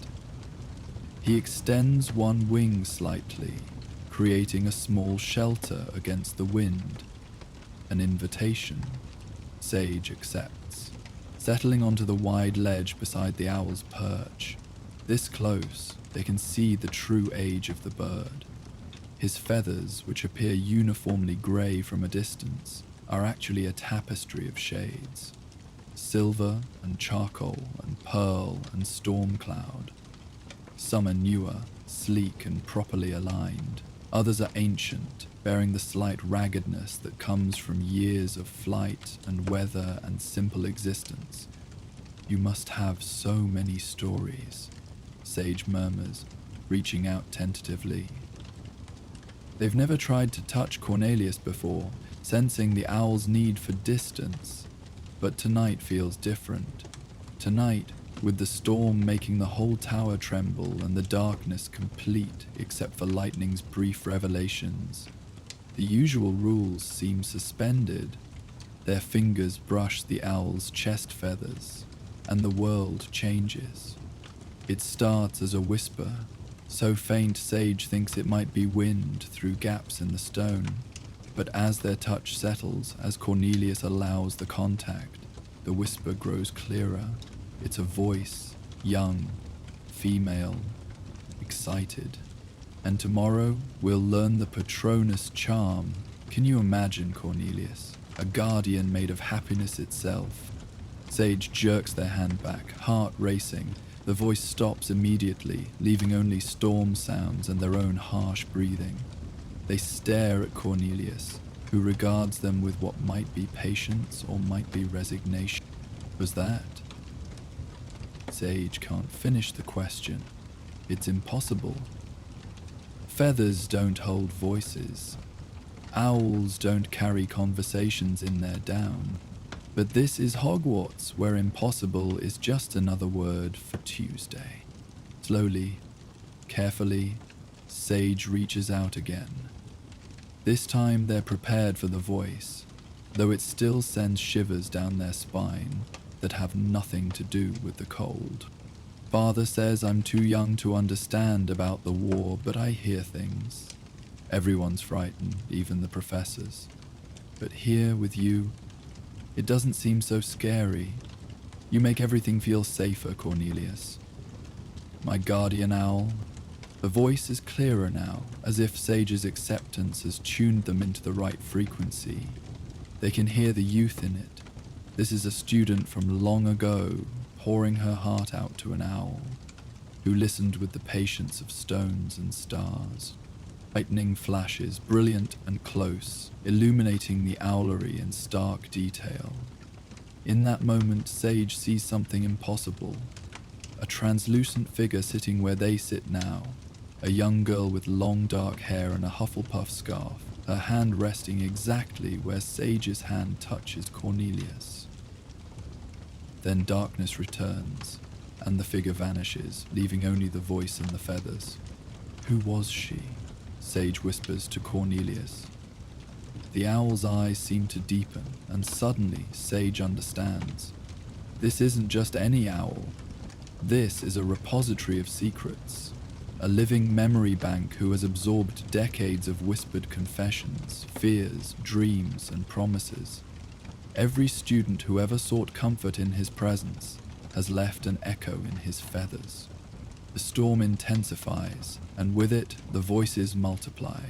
As Sage's fingers move through different feathers, different memories emerge. A boy worried about his father's expectations. A girl celebrating her first successful transfiguration. A young man practicing his proposal speech, too nervous to try it on human ears first. Years and years of human hearts, opened in the safety of the Owlery's heights, preserved in the soft down of a patient owl. Some voices are joyful, others heartbroken. Some speak in languages Sage doesn't recognize, students from distant lands who found comfort in an owl's silent acceptance. The feathers near Cornelius's heart hold the deepest secrets. Confessions of love, admissions of fear, desperate prayers to any power that might listen. How long have you been collecting these? Sage asks, though they don't expect an answer. Cornelius shifts slightly, and a new voice emerges, older and familiar in a way that makes Sage's breath catch. Never thought I'd be back here as a professor. Remember when I was just a scared first year Cornelius? You were the only one who'd listen to me babble about missing home. Now I'm supposed to be the one with answers, but I still feel like that frightened child sometime. Professor McGonagall. The voice is younger, but unmistakably hers. Sage tries to imagine their stern transfiguration professor as a homesick first year, finding it both impossible and somehow deeply comforting. The storm shows no sign of abating. If anything, it grows wilder, as if the weather itself has stories to tell. Sage continues their exploration of Cornelius's feathers, each touch revealing new voices, new stories. They begin to notice patterns. The feathers on his left wing hold mostly happy memories, celebrations, achievements, moments of pure joy. The right wing carries sorrows, losses, fears, disappointments. His tail feathers whisper of endings, graduations, farewells, last visits before leaving Hogwarts forever. But it's the small, downy feathers closest to his skin that hold the most precious memories. These require the gentlest touch, and the voices that emerge are often wordless, just sounds of contentment, of peace, found in the simple act of sitting with a friend who happens to have wings. This is why you never leave, isn't it? Sage realizes. You're not just an owl. You're a keeper of memories. A guardian of all the words spoken in confidence when people thought no one was listening. Cornelius opens his beak for the first time, releasing not a hoot, but a sound like wind through autumn leaves. It carries meaning without words, acknowledgement perhaps, even gratitude for being understood. The door to the Owlery opens, admitting a figure thoroughly drenched despite what must have been multiple water-repelling charms. Professor McGonagall stands in the doorway, rain dripping from her pointed hat, her expression moving from stern to surprise as she spots Sage. Mr. Whitmore, what in Merlin's name are you doing up here in this weather? Sage's hand is still on Cornelia's feathers, and they feel the owl tense with recognition.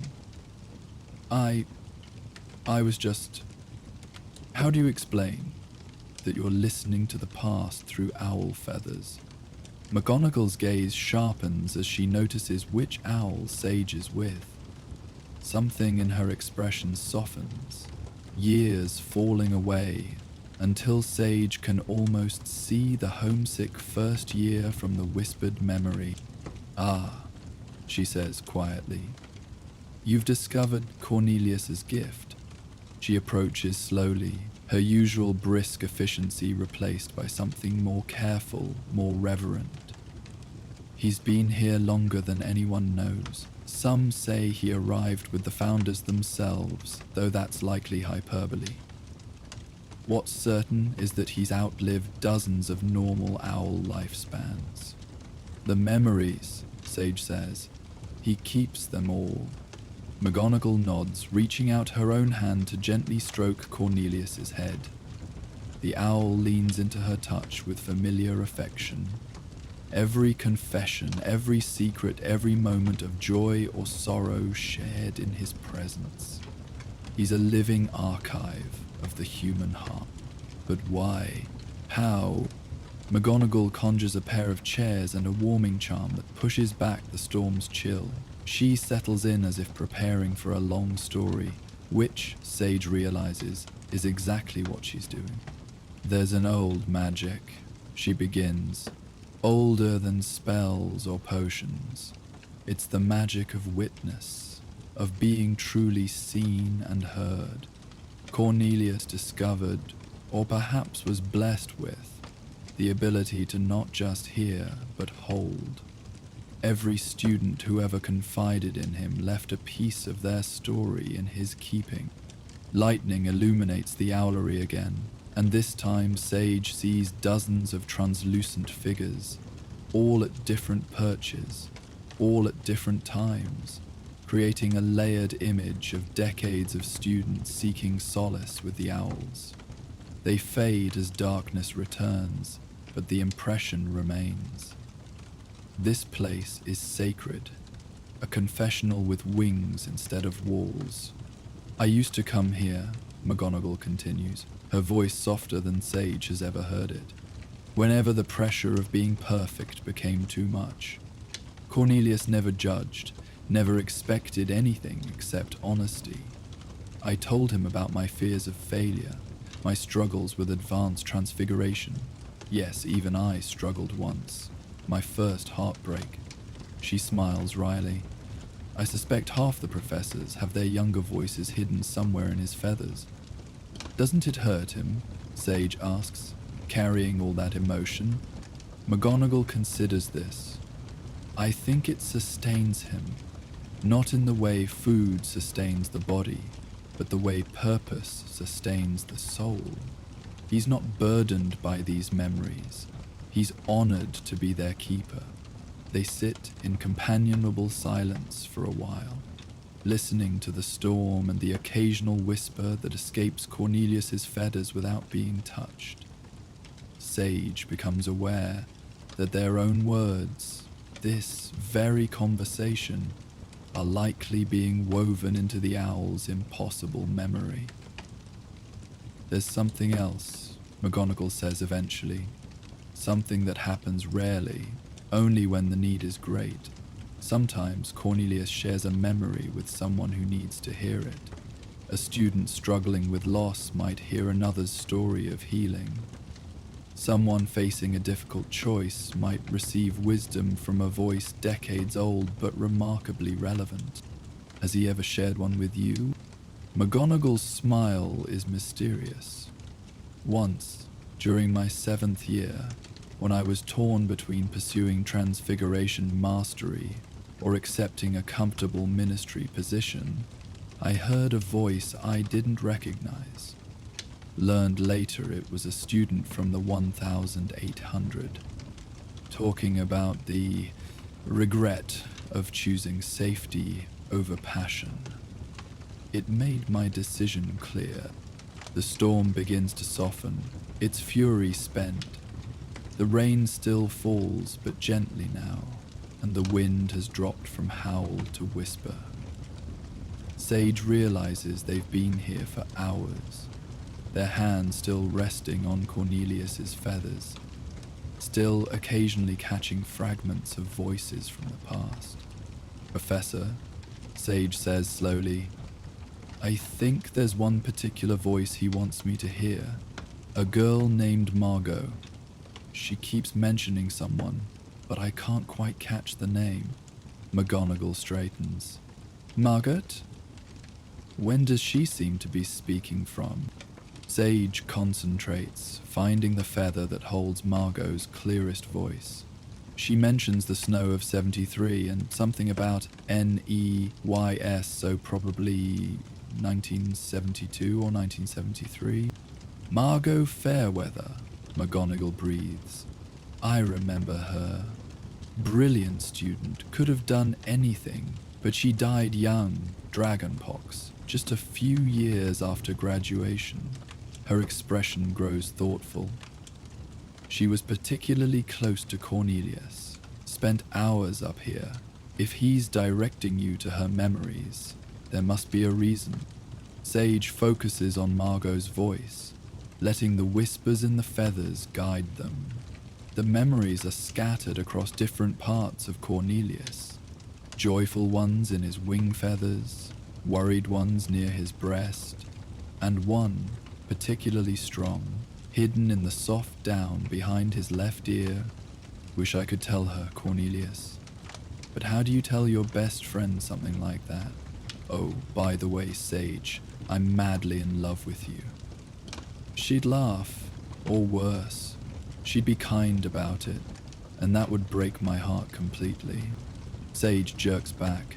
She was talking about someone named Sage, like me. McGonagall's eyes widen with understanding. Of course, Sage Whitmore, your grandmother. The revelation hits like a physical blow. Sage's grandmother, who passed away when they were barely 5, who they remember only in fragments. The smell of lavender, soft hands teaching them to fold origami cranes, a voice humming lullabies. She had been here, had been Margot's best friend, had been loved by someone whose voice now lives in owl feathers. I need to hear more, Sage says urgently, turning back to Cornelius. The owl seems to understand, shifting to make different feathers accessible. Margot's story unfolds in whispered fragments. The two girls meeting on the Hogwarts Express, both terrified first years who found courage in each other. Study sessions that turned into deep conversations about life and dreams. Margot falling slowly, inevitably in love with her brilliant, kind friend who seemed oblivious to anything beyond friendship. Plans made for after Hogwarts. They'd travel together, see the world, maybe open a shop selling rare books and curiosities. But through it all, Margot never spoke her truth to anyone but Cornelius. She's dating that Gryffindor boy now. He's nice enough, I suppose. Makes her laugh. I should be happy for her. I am happy for her. But Cornelius? It hurts so much. I can barely breathe sometimes. Sage's eyes fill with tears. They think of their grandmother, who married their grandfather, undoubtedly the nice Gryffindor boy, and lived what everyone said was a happy life. But did she ever know? Did she ever suspect that her best friend loved her as more than a friend? There's more, McGonagall says gently. Keep listening. The final memories are harder to find, buried deep in Cornelius's most protected feathers. Margot's voice is older now, weaker. No, I don't have long, Cornelius. The dragon pox isn't responding to treatment. I've written her letters, dozens of them, but I can't send them. What would be the point now? She's married, has a child, happy. I won't be the ghost that haunts her happiness. But you'll remember, won't you? You'll keep the story of how much I loved her, even if no one else ever knows. The last whisper is barely audible, just Margot's voice saying, "Tell her I loved her. Someday, somehow, let her know she was loved completely." Sage is crying openly now, and they're surprised to see McGonagall wiping her own eyes. Cornelius spreads one wing, sheltering them both, and in that gesture, Sage feels the weight of all the stories he carries. Thousands upon thousands of human hearts, opened and preserved and waiting for the right moment to heal someone who needs to hear them. She named me after her, Sage realizes. Grandmother named me after her best friend. She must have, on some level, she must have known. McGonagall nods. Love leaves traces, even unspoken love. Your grandmother chose to carry her friend's name forward, to give it new life. That's its own kind of knowing. The storm has passed entirely now, leaving the night clean and star-bright. The Owlery smells of rain and old wood and the indefinable scent of stories told and untold. Other owls are beginning to stir, shaking water from their feathers and preparing for the night's postal runs. But Cornelius remains still, watching Sage with those ancient eyes. There's a question in his gaze, and Sage understands. They've received Margot's message, delivered across decades through owl feathers and storm-brought clarity. Now, what will they do with it? I'll tell her story, Sage promises. Not the details, those are hers and yours to keep, but I'll make sure people know she existed, that she loved deeply, that she was brave, even if she never spoke her bravest truth aloud. Cornelius hoots for the first time, a sound like bells across water. It seems to release something in the air. Sage can almost feel Marge's presence, grateful and finally at peace. McGonagall stands, preparing to leave. You have a gift, Sage Whitmore, the same gift your grandmother had, and Margot too. the ability to truly listen, to hold space for others' stories. Use it well. She pauses at the door. And Sage? Come see me tomorrow. I've some photographs from those years you might like to see. Your grandmother and Margot together. They were radiant. Left alone with Cornelius, Sage spends another hour simply sitting, occasionally touching a feather and listening to the voice that emerges. They hear their own story in this tapestry, a quiet student who finds solace in solitude, who prefers the company of owls to crowds, who carries their own unspoken truths. Thank you, they finally whisper to Cornelius, for keeping her safe all these years, for waiting until the right person came to hear her. Cornelius responds by gently preening Sage's hair, a gesture of such tenderness that fresh tears spring to their eyes. In that moment, they understand that they're part of something larger, a chain of memory and love that stretches back through all the years of Hogwarts, kept safe in the feathers of an impossible owl. As Sage prepares to leave, they notice something. A single feather has worked loose from Cornelius's wing, floating down to land at their feet. It's silver grey, shot through with threads of what looks like starlight. When they pick it up, they hear not one voice but a harmony. Margot and their grandmother laughing together, young and alive and full of dreams. They tuck the feather carefully into their inner pocket, where it rests warm against their heart. Tomorrow they'll write in their journal, trying to capture what happened here. They'll visit McGonagall and see those photographs. They'll begin the work of ensuring Margot Fairweather is remembered. The only way, this way, will remember. But tonight, they simply walk back through the quiet castle, carrying with them the knowledge that love persists, that stories matter, that sometimes the most powerful magic is the simple act of witnessing another's truth. The Owlery settles into its nighttime rhythm. Owls come and go on their postal rounds, unaware that their home is also a library of human hearts. And Cornelius sits on his perch, ancient and patient, his feathers full of whispers, waiting for the next soul who needs to hear exactly the right story at exactly the right time. Days pass. Sage returns often to the Owlery, sometimes to listen to more memories, sometimes simply to sit in companionable silence with Cornelius. They discover that each visit reveals new layers. The same feather might whisper different memories, depending on their own emotional state, as if Cornelius knows precisely what story needs to be heard. They learn about students from decades past who struggled with the same anxieties that plague young people in every generation. A boy from the 1920s who feared he wasn't brave enough for Gryffindor. A girl from the 1950s who felt caught between two cultures, two worlds.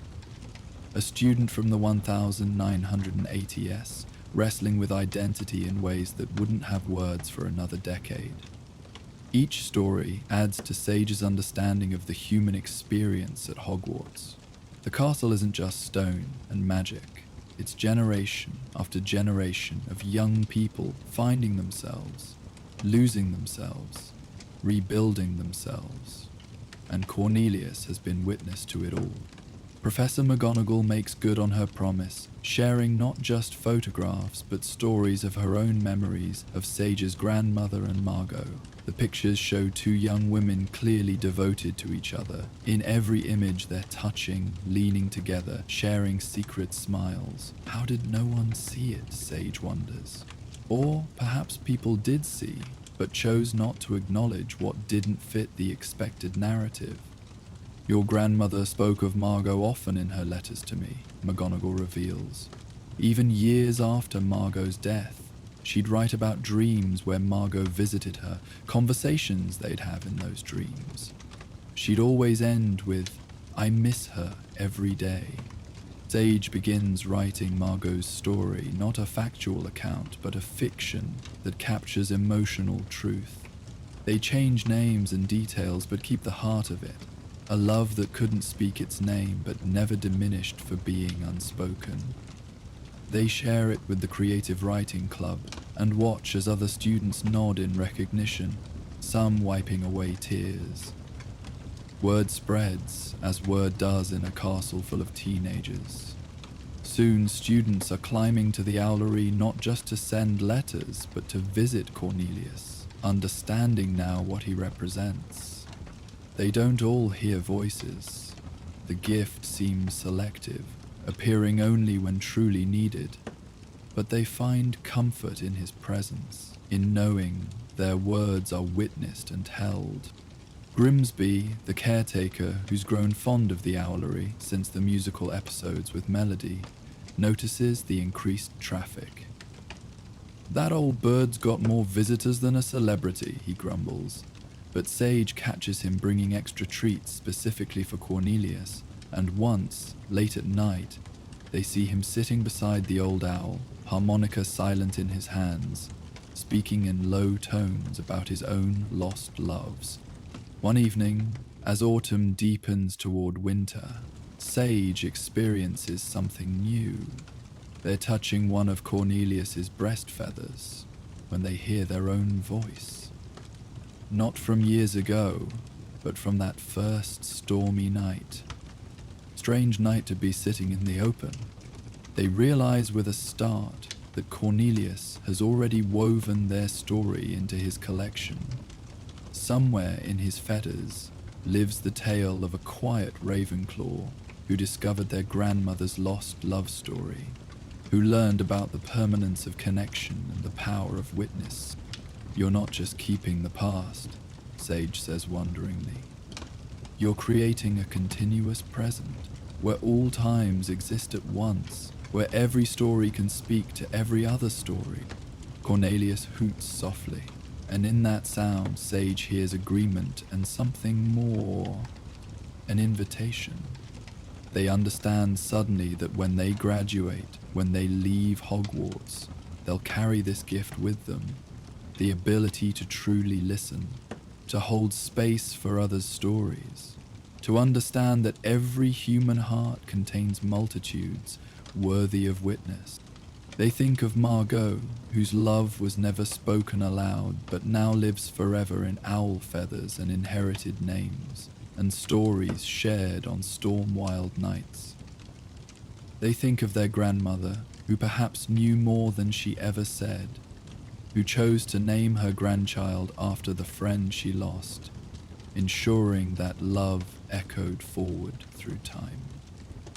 And they think of Cornelius, impossible and eternal, sitting in his tower surrounded by the whispered secrets of centuries, proving that nothing is ever truly lost as long as someone remembers, someone listens, someone cares enough to keep the stories alive. As winter arrives in earnest, bringing new storms and new students seeking shelter in the Owlery, Sage takes on an informal role as Cornelius's interpreter. They help others learn to listen, to touch the feathers gently, to be open to whatever story needs to emerge. They watch as students find comfort, understanding, connection across time through the memories held in down and quill. One snowy evening, they're alone with Cornelius when they hear a new voice in his feathers. Young, uncertain, but somehow familiar. I don't know if I'll ever be brave enough to tell him, but maybe that's okay. Maybe love doesn't always need words. Maybe it's enough that it exists, that it makes the world brighter just by being. Sage smiles, recognizing a truth Margot would have appreciated. Love takes many forms, speaks many languages, and sometimes its most eloquent expression is simply in the patient keeping of someone's story until the exact right moment for its telling arrives. The Owlery settles into winter quiet, Snow muffling the sounds from the castle below.